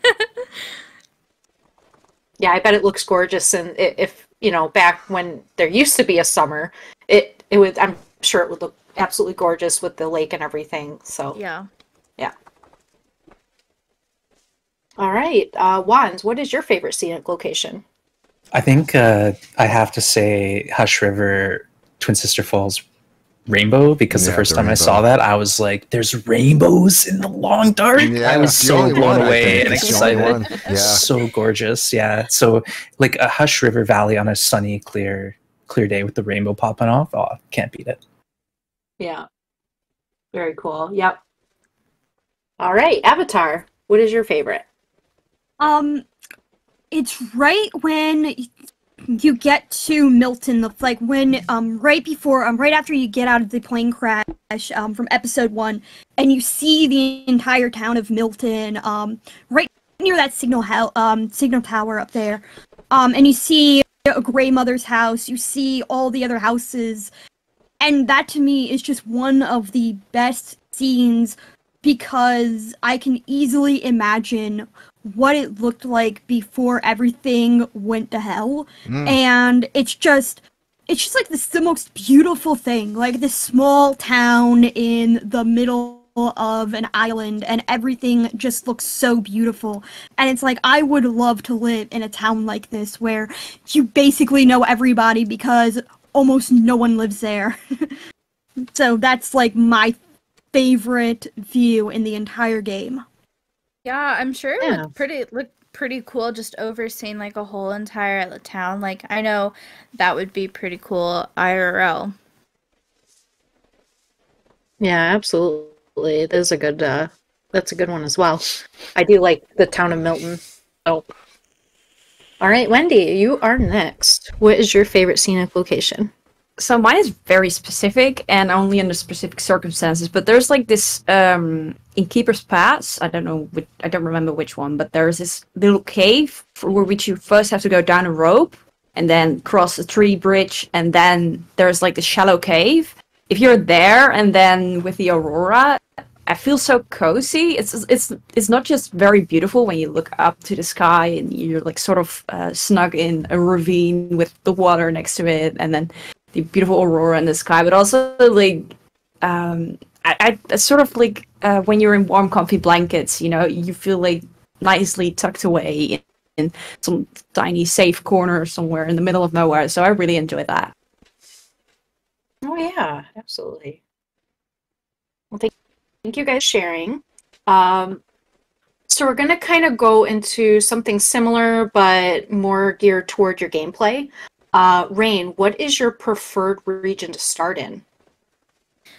So, I don't have like a very specific region, but I will say I like to spawn wherever, like one next to wherever I'm going. So, I don't know, say I'm like, I want to just stay in Pleasant Valley, then I'll just either stay like the map above it, the one below it, just one away, so like I can get stuff in that, and then take it all with me to that location.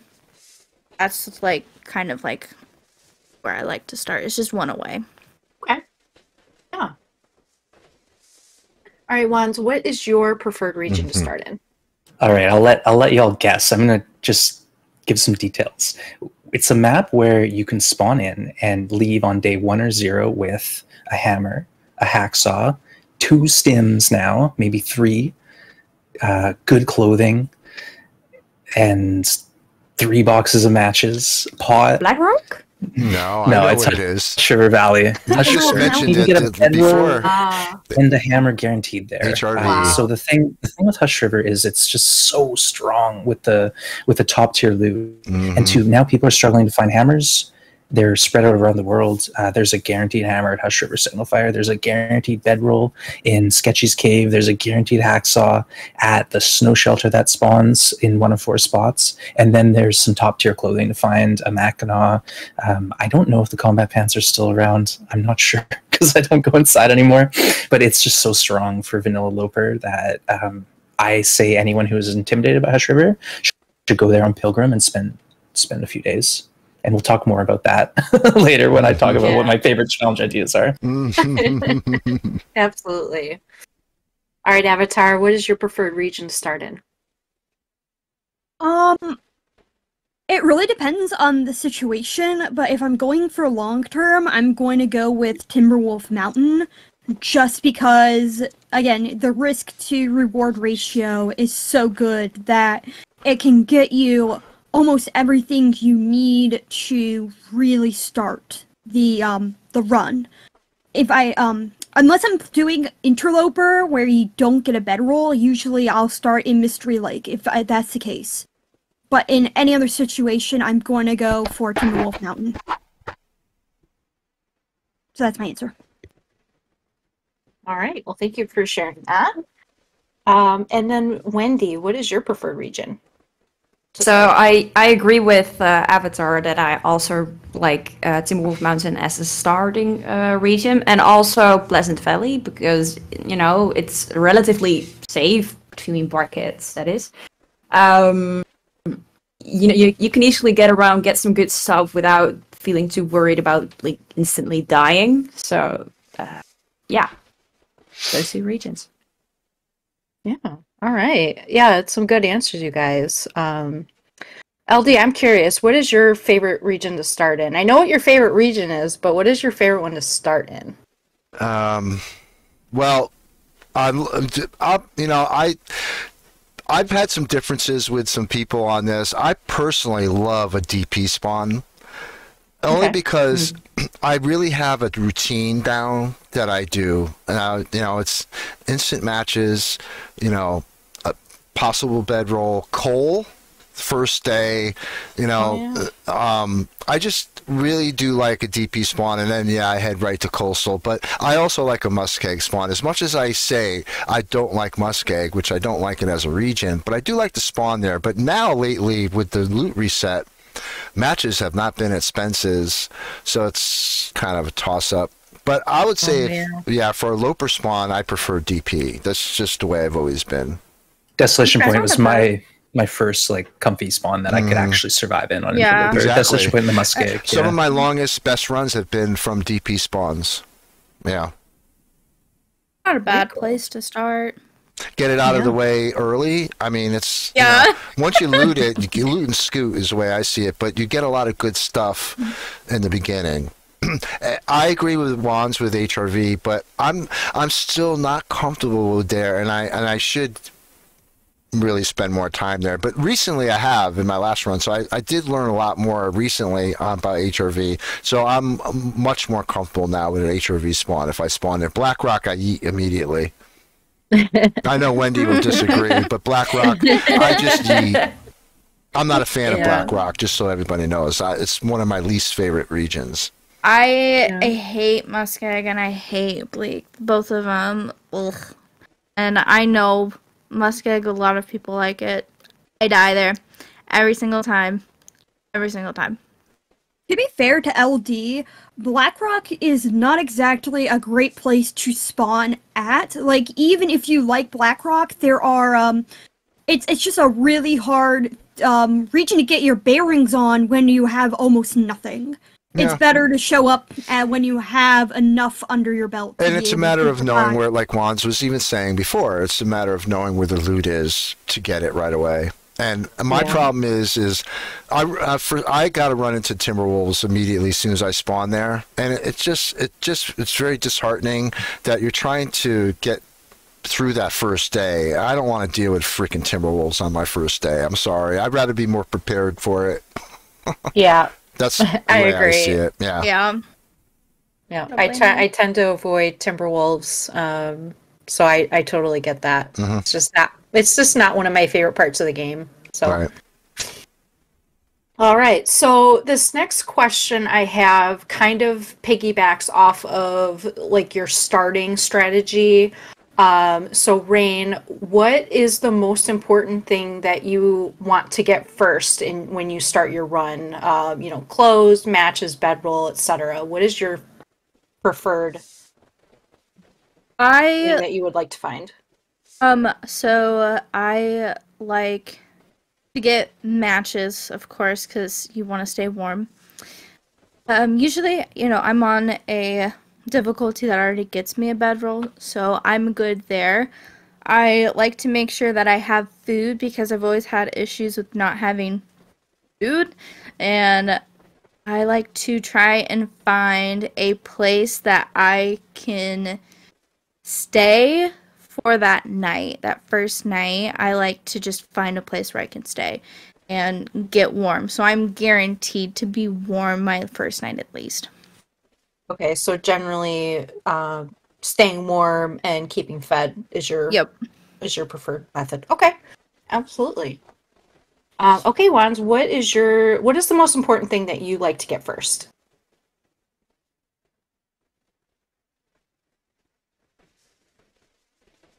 Are you muted, Wanz?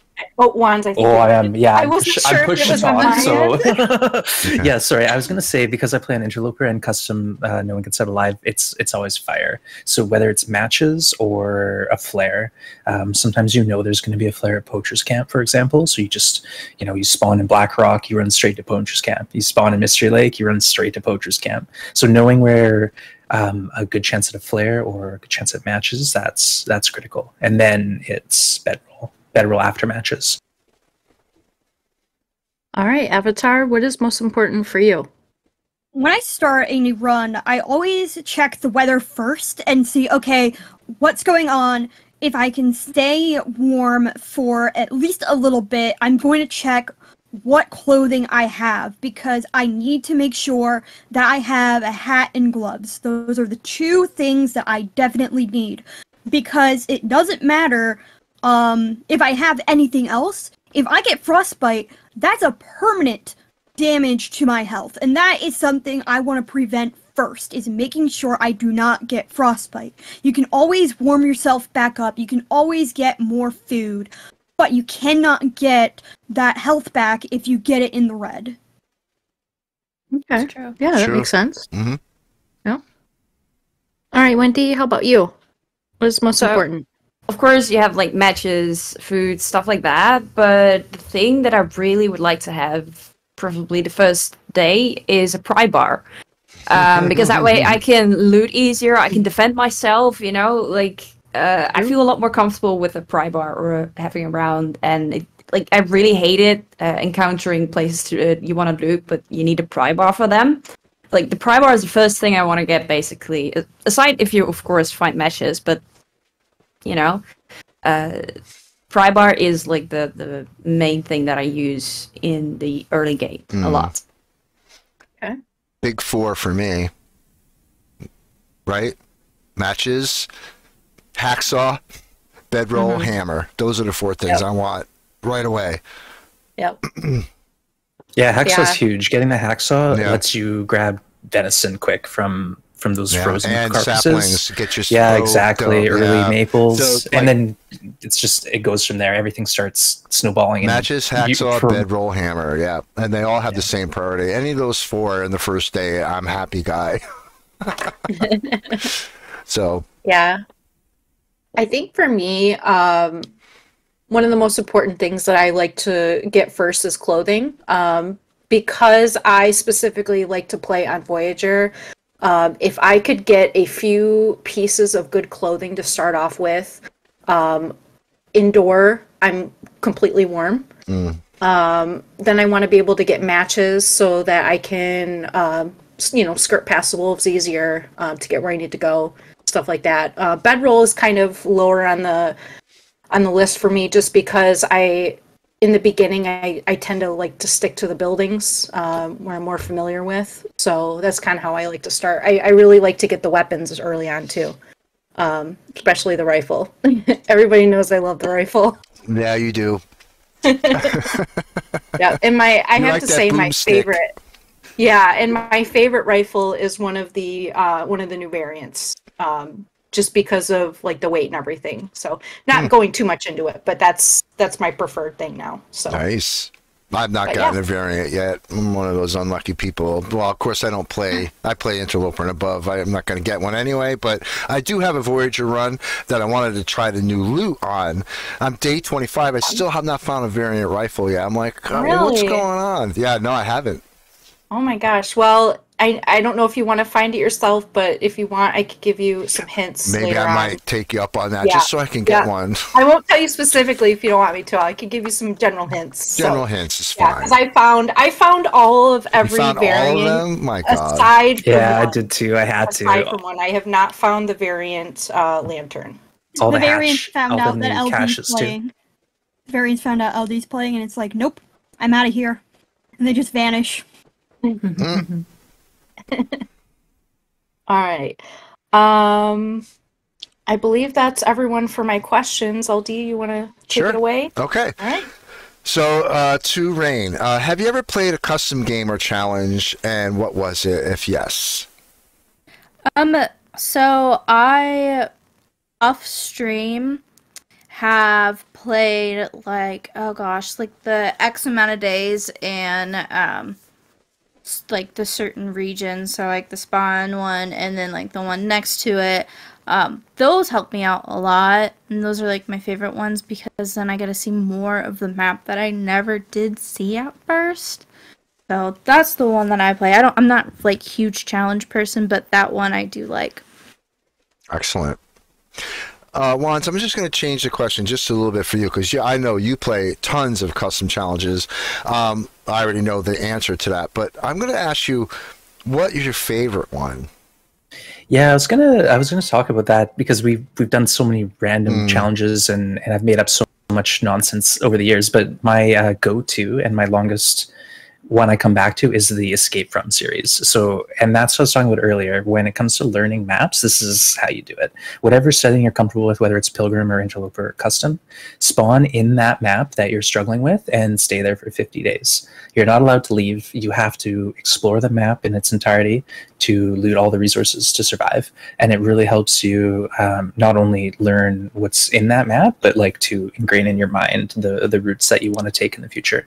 So I first did that with Timberwolf Mountain when I didn't know Timberwolf Mountain, and then I knew Timberwolf Mountain. Same with Hush River, and then I did it with Black Rock, Ash Canyon, Bleak. Every new map that comes out, I do that immediately. I spawn in, I die usually 3 or 4 times, and then I figure it out. You were 50 doing days. that in Nagoa code too, weren't you? I have done it on Nagoa, but I've never successfully completed it. I think my best was 47 days in Black Rock. Right. But so yeah, you just do Interloper. Yeah, Interloper. Cool. Yeah, that way I get to sort of experience the vanilla base gameplay because Nokoa does have some weirdness going on with the loot. Well, sometimes. custom settings with loot is always wonky. Yeah, exactly. So it's a nice way to learn a map that you're not comfortable in, and also kind of challenge yourself. Right. Excellent. Okay, Lev, Avatar. Question to you. So, my favorite to play and to speedrun is The Hunted Part 1, but my favorite challenge, like, in general, is Hopeless Rescue, and the only reason why I say Hopeless Rescue is because it was the first challenge I ever did, and I was being extremely cocky when I started playing that challenge, because I had barely played The Long Dark. I had no map knowledge whatsoever, and when I mean by no map knowledge, I mean I didn't even know what Timberwolf Mountain was. I didn't even know anything about it. So it's like, go to the top of Timberwolf Mountain, and I'm like, what the hell is that? And so I died so many times because I had absolutely no clue what I was doing, and it was the most fun I'd ever had in a video game. There you go. So you learned as you went. I'm going to brute force this thing no matter what. And I tried that challenge 20 different times before I finally succeeded, because I would finally figure out what Timberwolf Mountain was, how to get to the top, and it would then be like, okay, now go to Desolation Point. And I'm like, okay, what the hell is that? And so it was just consistently going with, do this, okay, what is this? I don't know. And it was so much fun to have no idea what I was doing and yet continuously failing miserably. And I regret every second that I did that challenge, not because I did it, but because I did not do it on stream. And I think that would have been so amazingly funny to watch someone just struggle completely and have no clue what they are doing. Oh, great. Awesome. Thanks, Lev. Appreciate that. Okay, Wendy.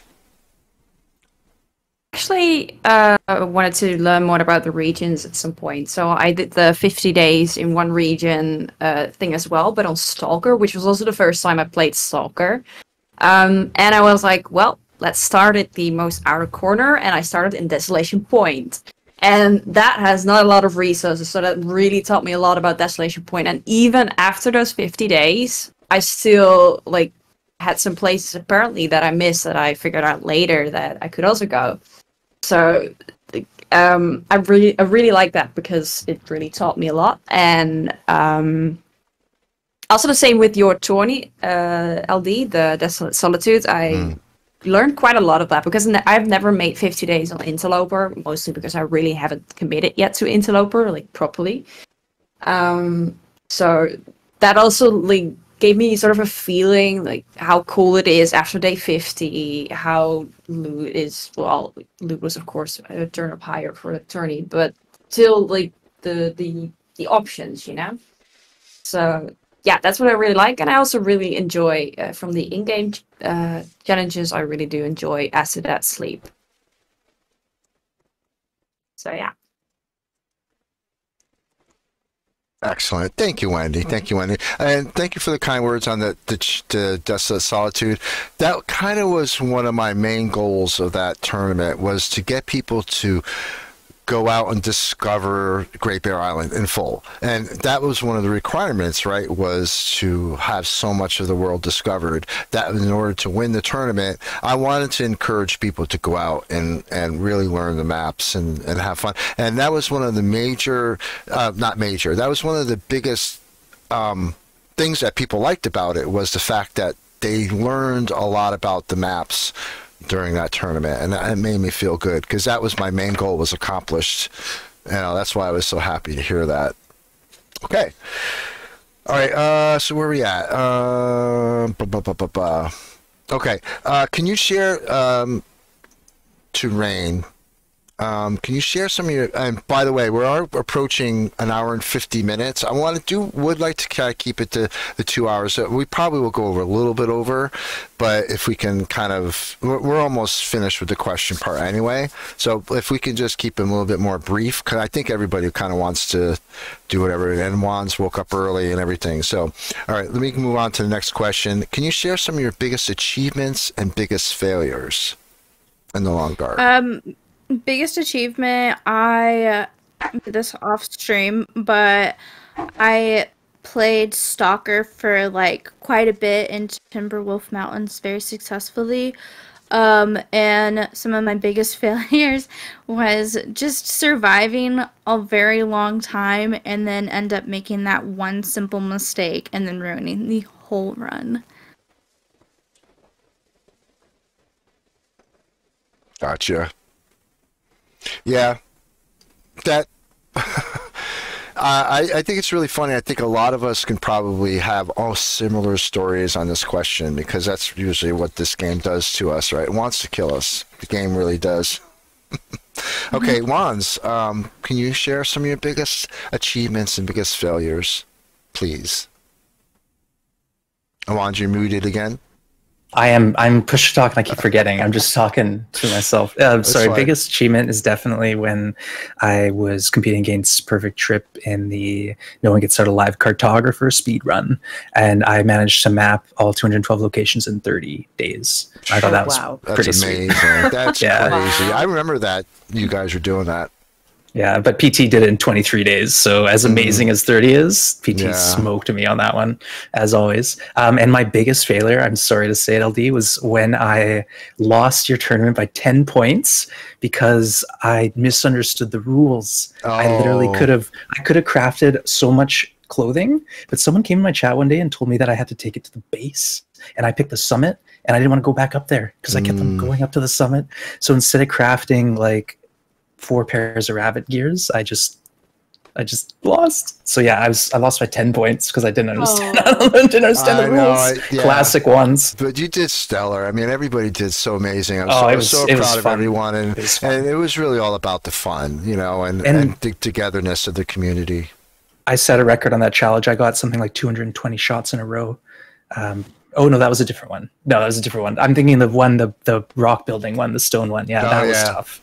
That was fun, something but that I really so enjoyed tough. watching. The stone caches, that was good. Now I know where all the stones are in Great Bear. That's for sure. That's awesome. That's awesome. Great. Okay, Avatar. Same question to you. My greatest achievement is beating The Hunted Part 2 basically in 7 in-game hours on my first try.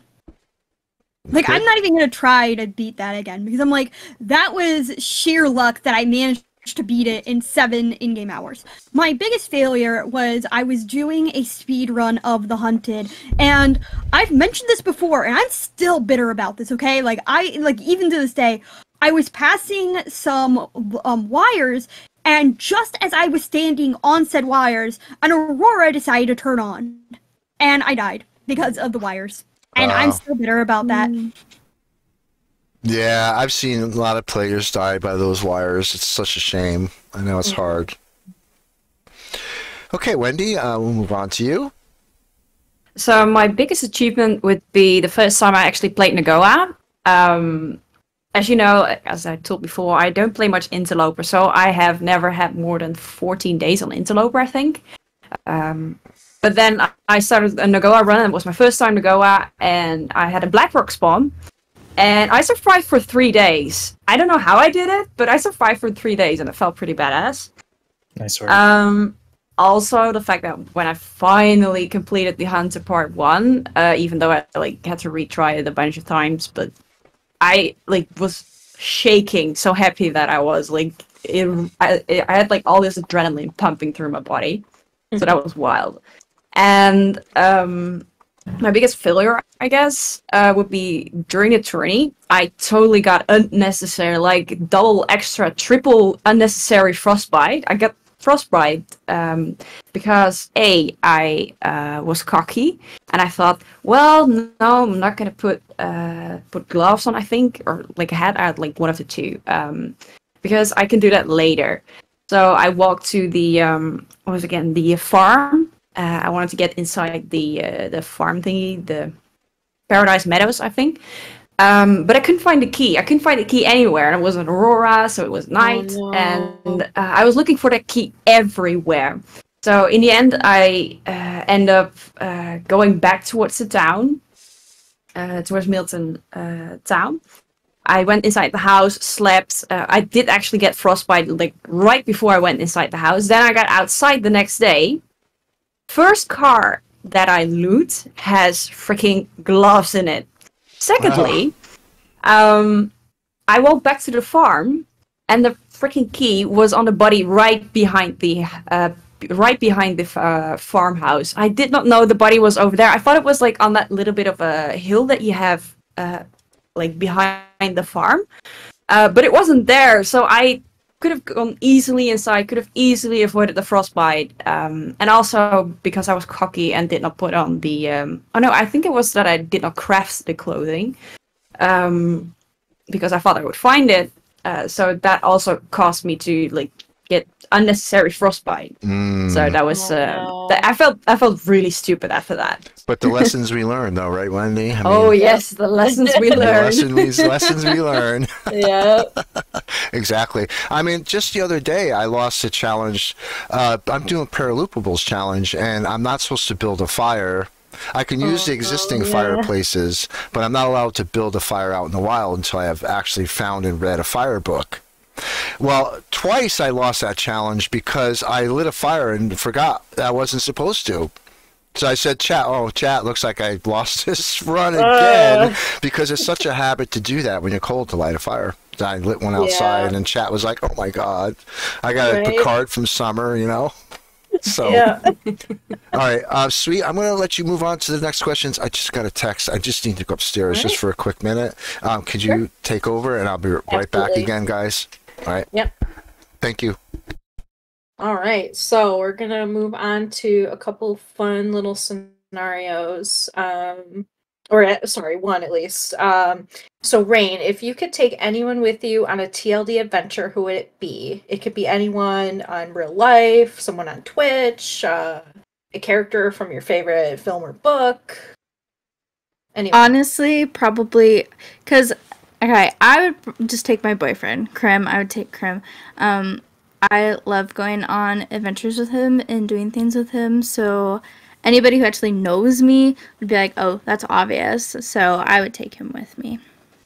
Aw. All right. Wanz, who would you take? Probably someone expendable with a limp so I could outrun them. No, I'm kidding. I would probably take Canadian celebrity Les Stroud, known as Survivor Man, because he knows everything about surviving, and I would let him take care of me. Yeah, Les Stroud, Survivor Man. Cool. All right, what about you, Avatar? Avatar Kyoshi from Avatar Last Airbender. She can bend all the elements, so basically she can keep me alive. She's bisexual and cute, so there's that, and she can kick my ass. Oh, okay. All right. Okay, what about you, Wendy? Who would you take? Probably Bear Grylls, because, you know, he's a survival expert. The only thing that would be very annoying with him is that he would over-explain everything. And also, I would probably have to drink my pee, and not looking forward to that. But on the other hand, he knows how to make a fire. He knows where to get resources, so that would be great. Okay, very cool. You guys are going to do good then, if you're going to do them. All right. So Rain, my next question is, so I know you're on console, so you haven't yet gotten to play the new update. What are you looking forward to the most? Probably, oh gosh, I like the idea of a challenge, because I know that is like a pretty challenging area. I like the idea that there's a new map in general, but I've probably just the new loot. I've heard quite a bit about the new loot. I'm interested in that. I've heard that there's new notes, I think. I kind of like a little bit of the lore, so yeah, I'm just curious overall about what's going to happen. Yeah, are you ready? It's getting closer. I know. I know. We've been holding on. Yeah, I can't wait for you guys, all you console players, and I think Mac is still waiting, I think, on the update. I can't wait for everybody to catch up and see what they've done so far. So very excited for that. Wands, we all know you are a PC player. Without giving too many details away, what is your favorite part of the new update so far? Great one. Honestly, everything about it I like. I think there's nothing that they've added that I'm like meh about. I'm just really excited. The new map is lovely. It's challenging, so obviously it appeals to me, and it's big. There's a lot. There's a lot to take in, and I like that that new hub map that we've got. It's got a cozy feel to it. I don't want to say too much, but I'm really excited about the DLC, the 2 additional maps coming, all the new mechanics. It's going to be amazing. Yeah, absolutely. Thank you for sharing that. Avatar, I believe you are on PC as well. Is that correct? Yes. Okay, what is your favorite part about the new update without giving too much away? I just like the new map. Like, a lot of it is the aesthetics of the new map, so I don't know much. Like, I can't really spoil anything because I haven't really gotten a full chance to really experience the new DLC and the new update just because of my health. But what I have seen is pretty good. Okay. Yeah, is there anything that you're looking forward to then, in the next coming updates that you've read? The Cougars. Definitely the Cougars. Cougars, yeah. That's going to be fun. Very interesting indeed. To quote I'm very excited for that as well. To quote Dunn, I'm not going to be hunting. I will be hunted. Yeah, I think a lot of us are probably going to struggle with that, but it'll be really interesting to see how everybody deals with that. So, yeah, great answer. All right, Wendy, you'll have to remind me, are you PC or console? I think you might be console, right? Yeah, okay. What are you looking forward to the most? Oh my god, the Cougar. Absolutely, 100% the Cougar. I've been saying ever since I started playing the game, I was sort of surprised that we didn't have initially something like that. Like a cat species. So that's what I've been saying for ever since I'm playing this game, that I really, really want that, and I was over the moon when I saw that we're gonna get that. So that's what I'm really looking forward to. And also When you said cat, I thought you were just talking about the common household cat. No.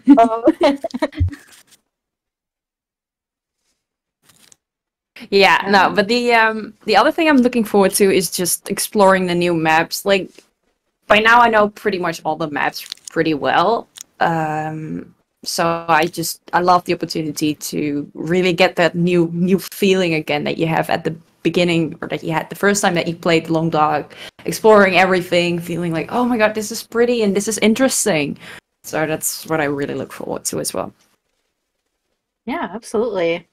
Well, thank you for sharing that, you guys. That is it for me. LD, if you're back and ready to go. Yep. I'm back, ready to go. Right. We're going to almost ready to wrap it up, guys. We've got just a couple more things to do, and then everybody can be on their merry way. But the last question I'm going to address, but before we address the last question, I'm going to address chat for a second. I'm going to allow, because of time restrictions, I'm going to allow 5 questions. Put your questions up in chat. Make sure you put down who you're addressing the question to. Put your question in, and I'll take the first 5 that puts it in chat first, have priority, okay? And then I'm going to ask my last question, and I'm going to let you guys post it in chat, okay? So put your 5 questions in chat. Make sure you put down who you want, who you're addressing it to, okay? All right, go. All right, Rain, tell us about some other games you enjoy, your present recommendations and personal ratings. Oh, so you said just games in general, different ones? Yeah, tell us about some games that you're recently enjoying to play, or you plan to play in the future. Okay, so for anybody who doesn't know, I'm a variety streamer, so I play different types of games all the time.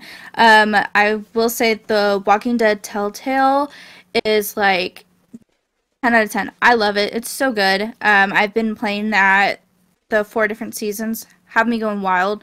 emotional roller coaster. And then The Sinking City makes me feel like I'm smart at times, makes me feel like I'm dumb at other times. You're a detective, so I like that little vibe. But you also have to do like some killing like monsters and stuff. So I like that. That's really fun. 10 out of 10. Awesome. Wands, question to you. I haven't played it myself, but lately I've been watching Sons of the Forest. Looks pretty cool. Pretty cool. Yeah. I honestly don't have a whole lot of time to play games. When I do, I usually dabble in like Phasmo, Dead by Daylight, maybe some games with friends, stuff like that. Nice. Lev?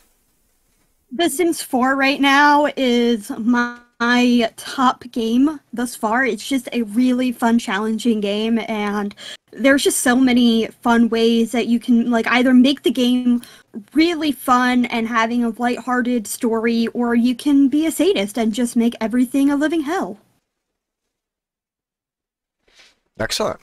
Sweet, I'm going to ask you a question. Go ahead, and you can go ahead and answer. I know what you've been playing recently. I know what you love, but tell everybody. So yeah, I wanted to start out with that. Yeah, some probably already know, but I am really enjoying Call of the Wild the last few months. I've just been like fully immersed in it. So yeah, I really enjoyed that. I really love the scenes in there because it's just such a beautifully made game. But aside from Call of the Wild, I also really liked It Takes Two and A Way Out. I played A Way Out with cats, and I just like the idea that you sort of have to do things together before you can actually succeed. So it's like a fun, quickie little game in the meantime, and like you can't play it forever as you would do with A Long Dog or Call of the Wild, but it really is a new way of playing a game. Well, not new, but like new for me. Yeah, it's fun. I've lightly played both of those games, and they are so interesting. Excellent. Sweet, would you like to chime in as well? Yeah. So as a lot of you guys know, I am also a variety streamer. Recently, over the last couple months, I was playing the Spyro trilogy, the first 3 games that came out back in I think it was 99. And I fully completed it, 100%, did all the extra stuff. I was very, very proud of that. It was so much fun. And I'm glad that everybody that was able to be there enjoyed it. I 100% recommend it. You can find it on Steam. You can get the whole trilogy. It was just beautifully remastered. And it goes on sale quite frequently. So I think the cheapest I found it is like $12 or $15, which is honestly, that's a steal for that game series. You get 3 full games. There's a lot to do. Very fun, cute little story. Fun characters, stuff like that. So, and then recently, has started replaying Final Fantasy X. Again, great story, fun characters, a lot of funny moments that go on. I love the fighting style. I love the way the characters level up. It's just very unique. And again, another classic game that was remastered as well, and it was done very beautifully. So. So Nice. yeah, that's what I've been up to. Thank you, Sweet. I'll just go real quick. Everybody knows I am not a variety streamer. I stream The Long Dark 99% of the time. I will say, though, I got gifted Food Truck Simulator from Avatar Fan, and I must tell Lev that I've started playing some practice runs. I like to play a game a little bit on the side before I actually start streaming it, just to get a little bit more familiar with it. And I like it. There's a few things I would change on it, but I like it. So I'm going to probably start streaming that a little bit in the future too.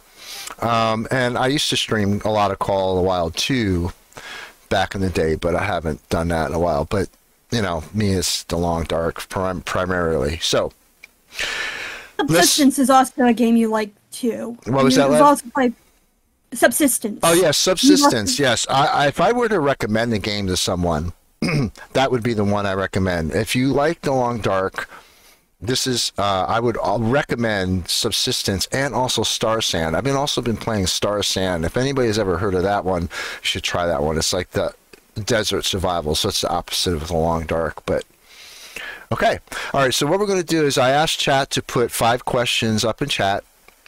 The first 5 questions will be able to be asked and make sure that they had tagged a person. So I'm going to scroll back in chat and see when that first one was. And let me see. It was right after Siri came in. Hey, Astrid Can't Jump. How you doing? That name. So it looks to me like that was the... I know Danger Nat had a question earlier. Danger Nat, did you put that back in? I'm not seeing it. I'm not seeing Yeah, it that was either. all the way at the beginning, but I do remember the question. It was about what you think of cheeses and cheats and stuff like exploits, that, yeah. etc. that was for Wands, everyone, wasn't I it? think. Oh, was it to everyone? Okay. I'm not sure. Could be once yeah. as well. Summer. I Connefeld. I remember that Danger Not left though. Yeah, one. I think so, possibly. Okay, so it looks to me like the Danger Nat, if you could repost a question because I can't seem to find it here. It's cut off.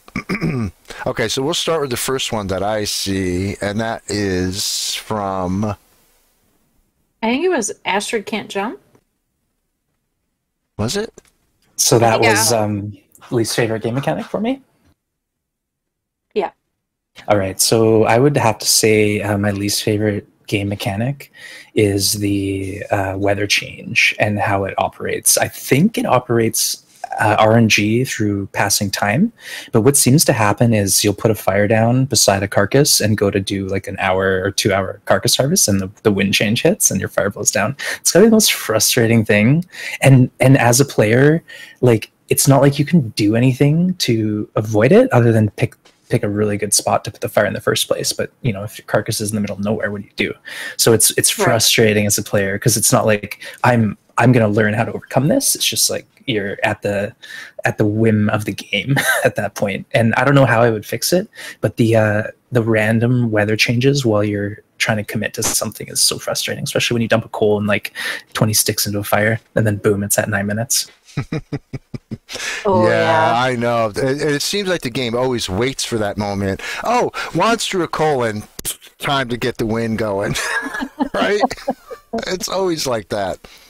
Excellent. Thanks. That's a great question. Okay, so Cindy asked, when does the next DLC drop? Cindy, I have no idea. I don't know. And Oh, Lev that was asked answered. I think it's like March 15th. Oh, like in do the you? middle of Okay, the month. great. Yeah, we're very close. And Lev, ask a valid question. All right, let's go on to the next one. This one goes to Avatar. Most annoying Astrid lines for you, Avatar, from Pachi. The one where Astrid is saying, "Oh, my stomach feels like a pit," that one I absolutely despise. It's not just the line itself, which part of it is, because I really think it's relatively uncreative. Also, the voice actress, it's just a bit too serious. That and, what's the line?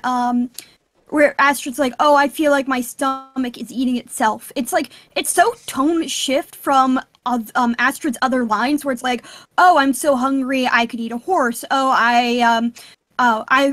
isn't that the guy, the guy who drank his own pee doesn't seem so crazy right now. Like, you have like those two lines, and it's I don't like that line either.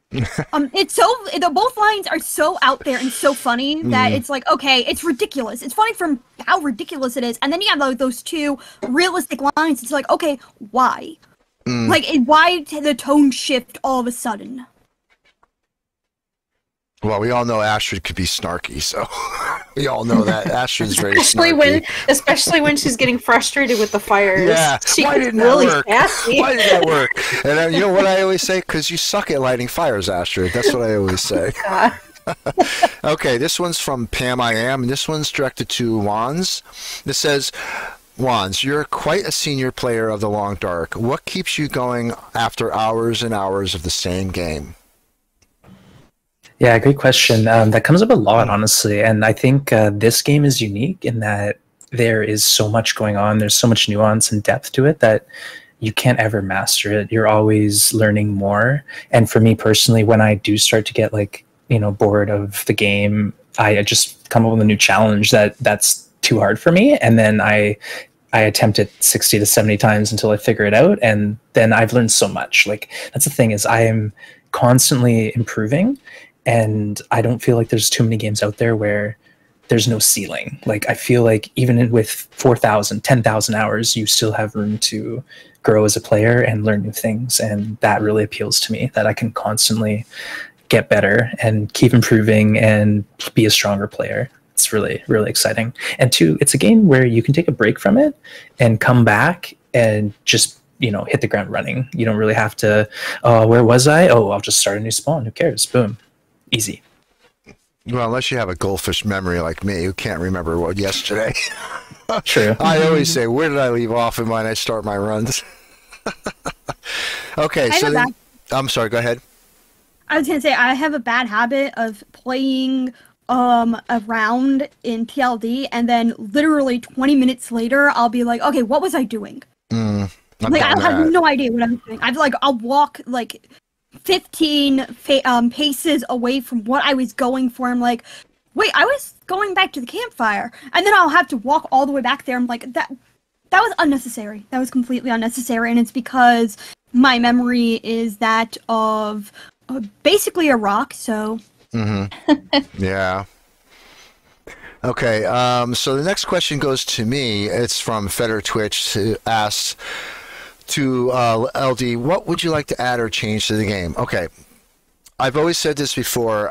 I'm not asking for a jump feature, but I would like a step up feature where, like, if you come to a little ledge, it would be nice to have a little bit of a step up to get up. Yeah. And I understand the reason why they don't do it, because I don't think they want people to travel on the outer bounds of the map, and I get that, because if they were allowed you to jump, you can just jump right off the edge of the map, and I get that part. But it'd be really nice, like, especially when I'm going through some of the caves, right? Like the caves and the turns have the rocks that go across, and sometimes you get stuck on those things, and I'm like, I wish they would just fix that, because that's annoying. Very immersion breaking for me. Right. Yeah. So, all right, let's go on to the next question here. Doom would recommend subsistence and not bias. All right, is there any more questions? Where's the rest of the questions, guys? I think that was it. Think that was it? I think so. I was kind of trying to look to see what other ones there were. Yeah, I haven't seen any more either. Okay. Thank you, Feder Twitch. I agree. Thank you. Awesome. All right, so we're going to wrap it up. But before we wrap it up, I always like to offer the opportunity for the guests to make a plug. Tell us about, do you have any special streaming events coming up? You have anything maybe in your life that you want to share, birthday or whatever coming up, or you have some kind of special thing coming up, and feel free to plug your YouTube, plug your social media, whatever you want. So I'm going to, since Wanz is on the left now, we'll go ahead and start with Wanz first. Well, I just want to say thanks, LD, for having me. It's been a lot of fun. My first podcast is exciting. I'm very pleased with how it went. Cool. And I just want to say, I'm WonzAndOnly. I stream on Twitch, usually on weekends, every other Thursday. And I like The Long Dark. I play a lot of it.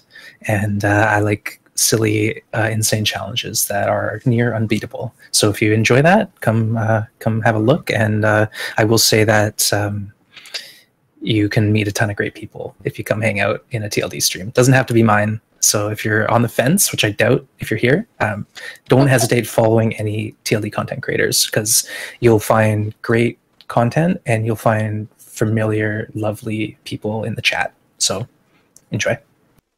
Thank you, Wanz. I appreciate that. Avatar. So today I'm going to be streaming the Sims 4 when I get my computer fixed. So sometime around 2, 3 o'clock, then I'm going to be rating DH Dunn, a person I highly recommend. He is a very good Long Dark streamer and just a good streamer in general.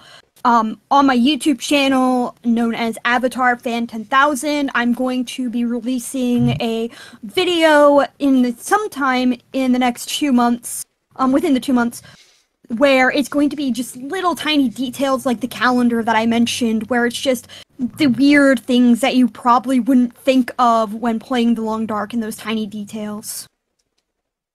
Thank you, Lev. Rain. For those who don't know, I'm a variety streamer, so I got a lot of games going on.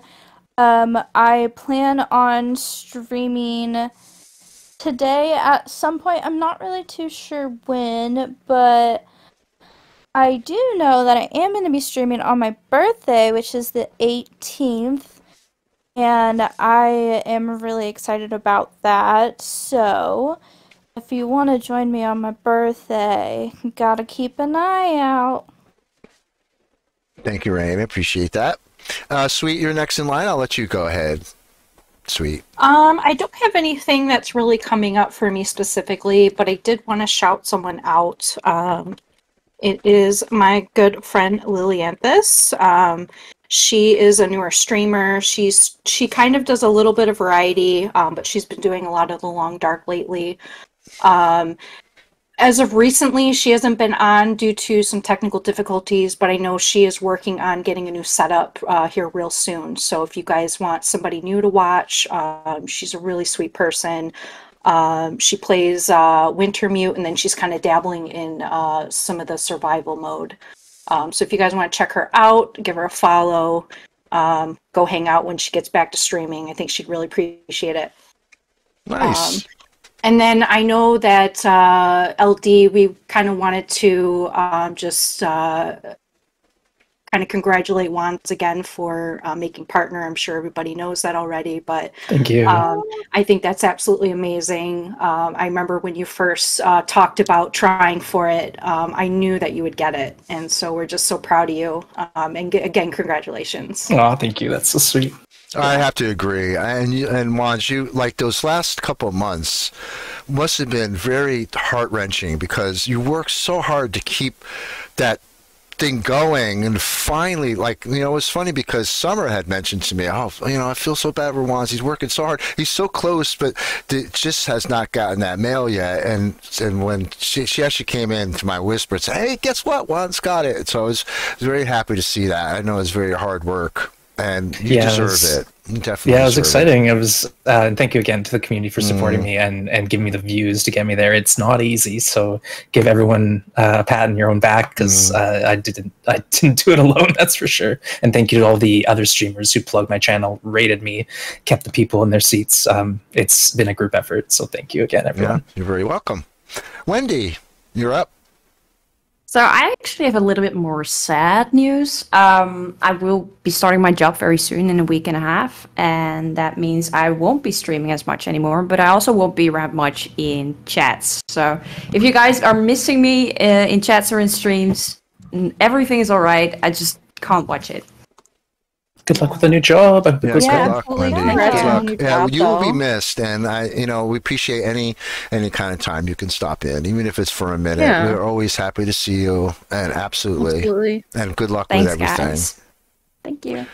All right, so I think that's it. I have nothing planned really, except for I have a couple community challenges up in my chat that I want to start working on. I've been working on that paraloopable challenge that I just took a short break to it to do one of the community challenges, and I'll be going back to that. In the future, hopefully I'll be streaming some food truck simulator, which is right up my alley as being a chef. And I got to tell you, I've been playing the game a little bit, and it's a little bit nerve-wracking because there's a few things in the game that's like, I would never do this as a chef. This is crazy.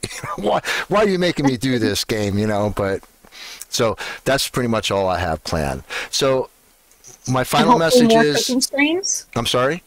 I said hopefully more cooking streams more Yes, often. yes, I do. I'm hoping to get at least another maybe I'd like to get a cooking stream in one per month if I can. Yeah, that'd be cool. The worst part is it's dragging all my equipment up and getting it all set up and finding the time that my family's not around where I can do it and all that. And also, all the food that I cook on my cooking stream, I serve to my family that night. So it's kind of like a timing thing where I have to make sure that everybody's going to be there when it's ready, they can eat it and all that. But I definitely want to, I know that people like it and enjoy it, and so I've got to do some more. I do appreciate all the support on that. Yeah, it's a lot of fun to watch for sure. Excellent. Hey Ish, how you doing? Good to see you. Again, I want to thank everybody for being here today. We are going to I guess we're going to raid someone.